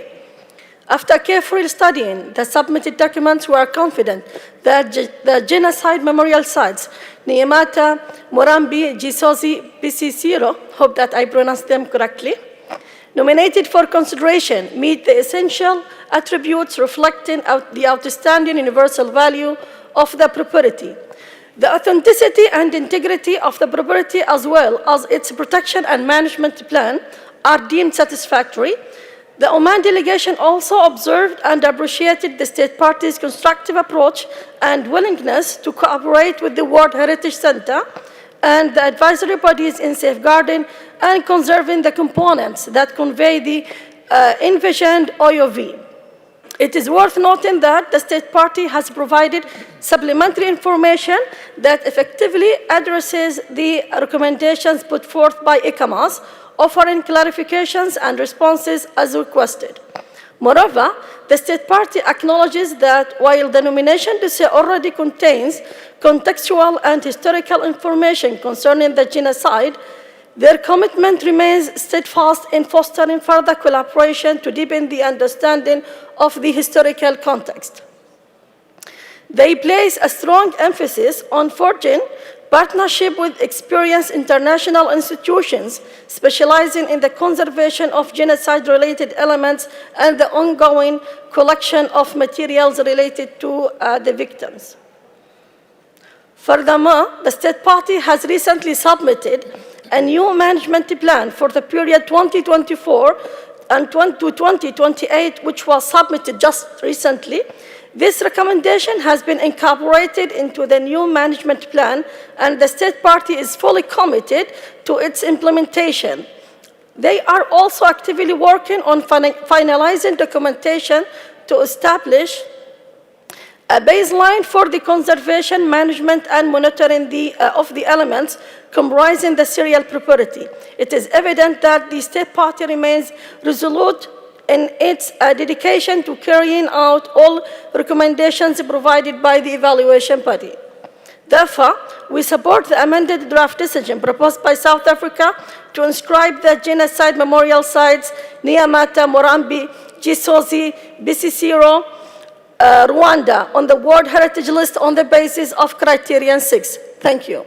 Thank you very much. Mali, you have the floor. Monsieur le Président, les sites mémoriaux du génocide rwandais ont une portée hautement symbolique. Nous remercions l'État partie et le peuple rwandais pour cette proposition d'inscription bien élaborée. Je voudrais rappeler que si nous en sommes là aujourd'hui, c'est aussi grâce au travail solidaire et consensuel des délégations permanentes et des experts ayant permis de lever le moratoire de Manama. Nous saluons cet esprit de solidarité et de consensus qui a voulu que les sites mémoriaux en général soient examinés de manière solennelle sur leur seule capacité à démontrer leur VIE et leur conformité à la mission, aux objectifs de l'UNESCO et de ceux de la Convention du patrimoine mondial. C'est effectivement de ces objectifs et de cette mission qu'il s'agit lorsque nous évoquons les sites mémoriaux du génocide rwandais. Ils renferment en eux des valeurs de commémoration, de compassion, de respect de la vie humaine, d'unité, de réconciliation, de tolérance, d'éducation à une culture de la paix, de résilience, d'espoir et d'un avenir meilleur, ainsi que de prévention des atrocités futures. En outre, il ressort du dossier que l'intégrité et l'authenticité de ces sites sont préservées. Les délimitations, notamment des zones tampons, sont protégées par des arrêtés ministériels cités dans le dossier et leur état de conservation nous paraît satisfaisant. Nous notons également que le premier plan de gestion et de conservation quinquennal 2018-2022 a expiré et nous encourageons le Rwanda à relancer ce plan dont l'actualisation est en cours. Au vu de ces éléments, nous appuyons l'inscription de ces sites sur la liste du patrimoine mondial. Demandons également aux autres membres du comité de bien vouloir en faire autant. Je vous remercie. Thank you very much. دولة قطر. شكرا السيد الرئيس. في بداية الأمر نود الشكر للهيئات الاستشارية على جهودها للتقييم والعمل المشترك الفاعل مع الدولة الطرف التي عملت جاهدة للرد على جميع الاستفسارات المقدمة من الهيئات الاستشارية. كما وصلنا اليوم إلى نتيجة لعمل المجموعة التي ترأستها السيدة فيرا بنتائج إيجابية وجعلتنا ننظر اليوم لهذه المواقع الذاكرة التي تستحق منا الجهد حتى يكون لها الأثر الإيجابي.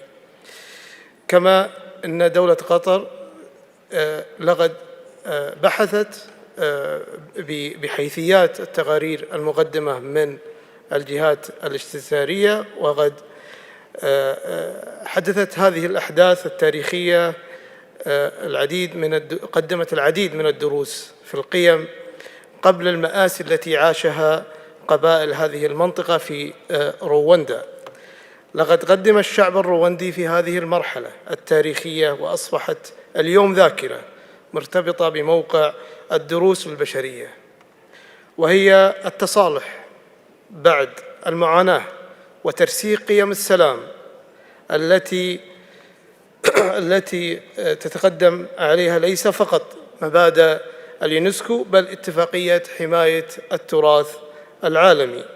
لذلك سيد الرئيس بشكل جلي لقد أسست هذه المعاناة القيمة الاستثنائية العالمية ولا سيما المعيار السادس، فلذلك دولة قطر تدعم مشروع القرار المقدم بتسجيل هذا الموقع. وشكرا سيد الرئيس.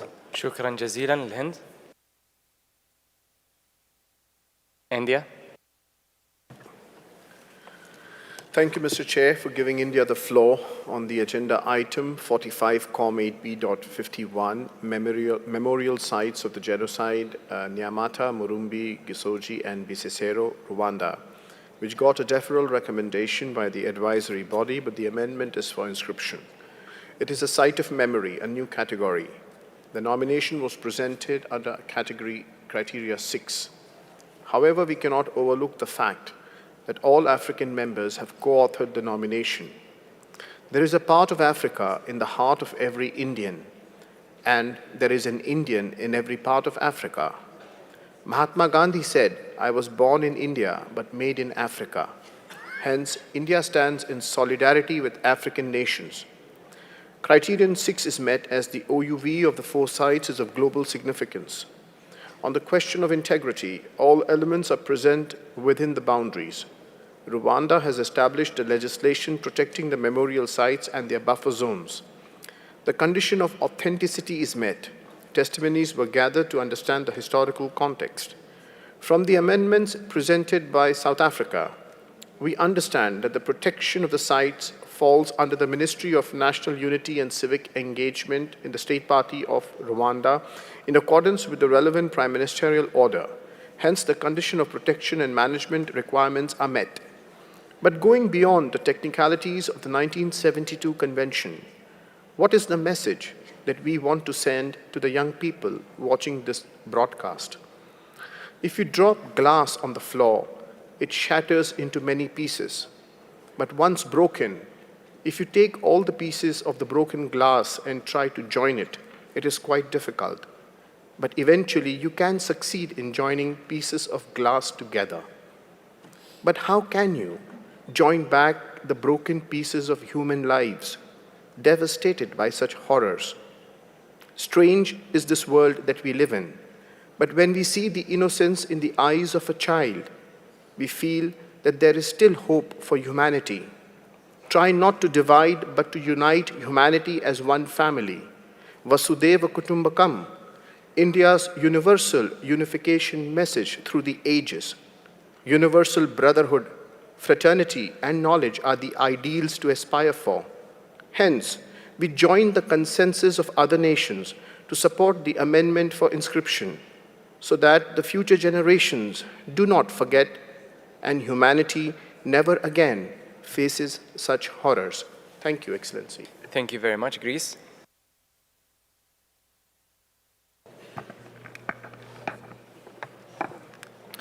Thank you, Mr. Chair. Our delegation would like to commend the advisory body for a very well-structured and detailed report, as well as for its substantial contribution in this complex and long debate on site of memories nominations. We also commend the State Party for presenting this highly symbolic for the whole humanity nomination.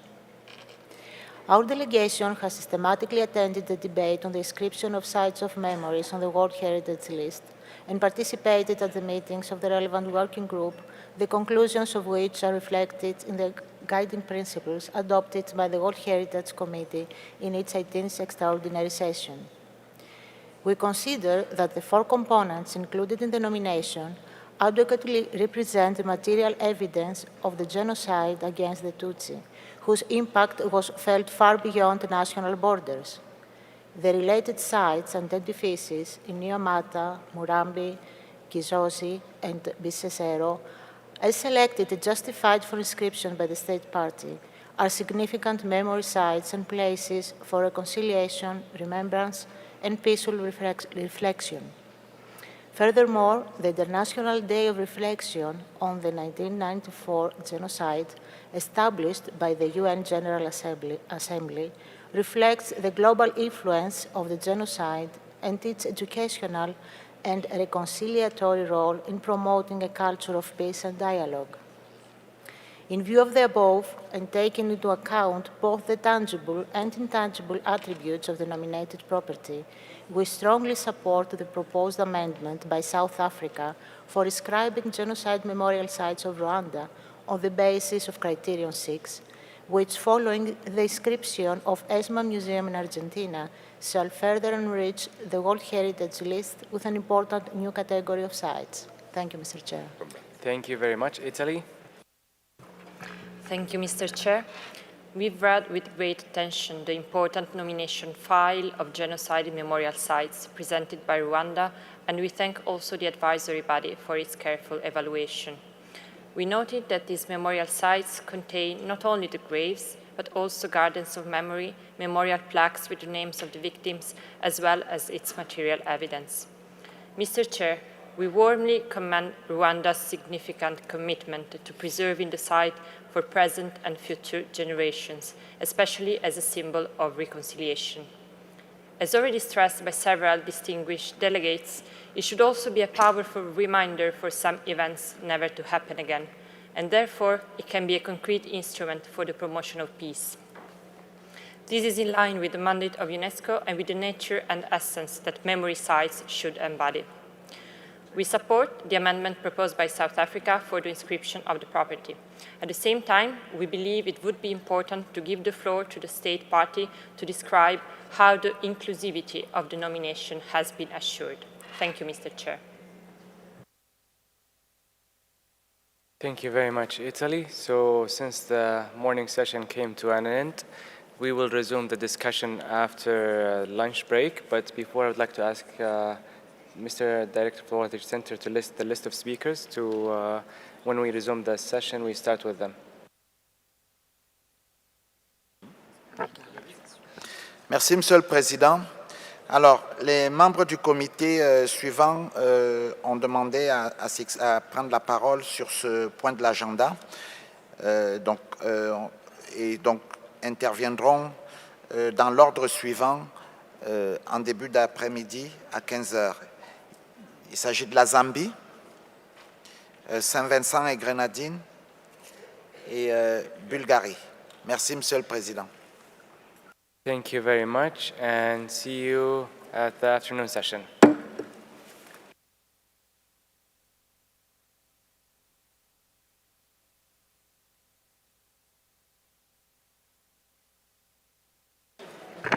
This is just to let you know that there is no side event. Enjoy your lunch.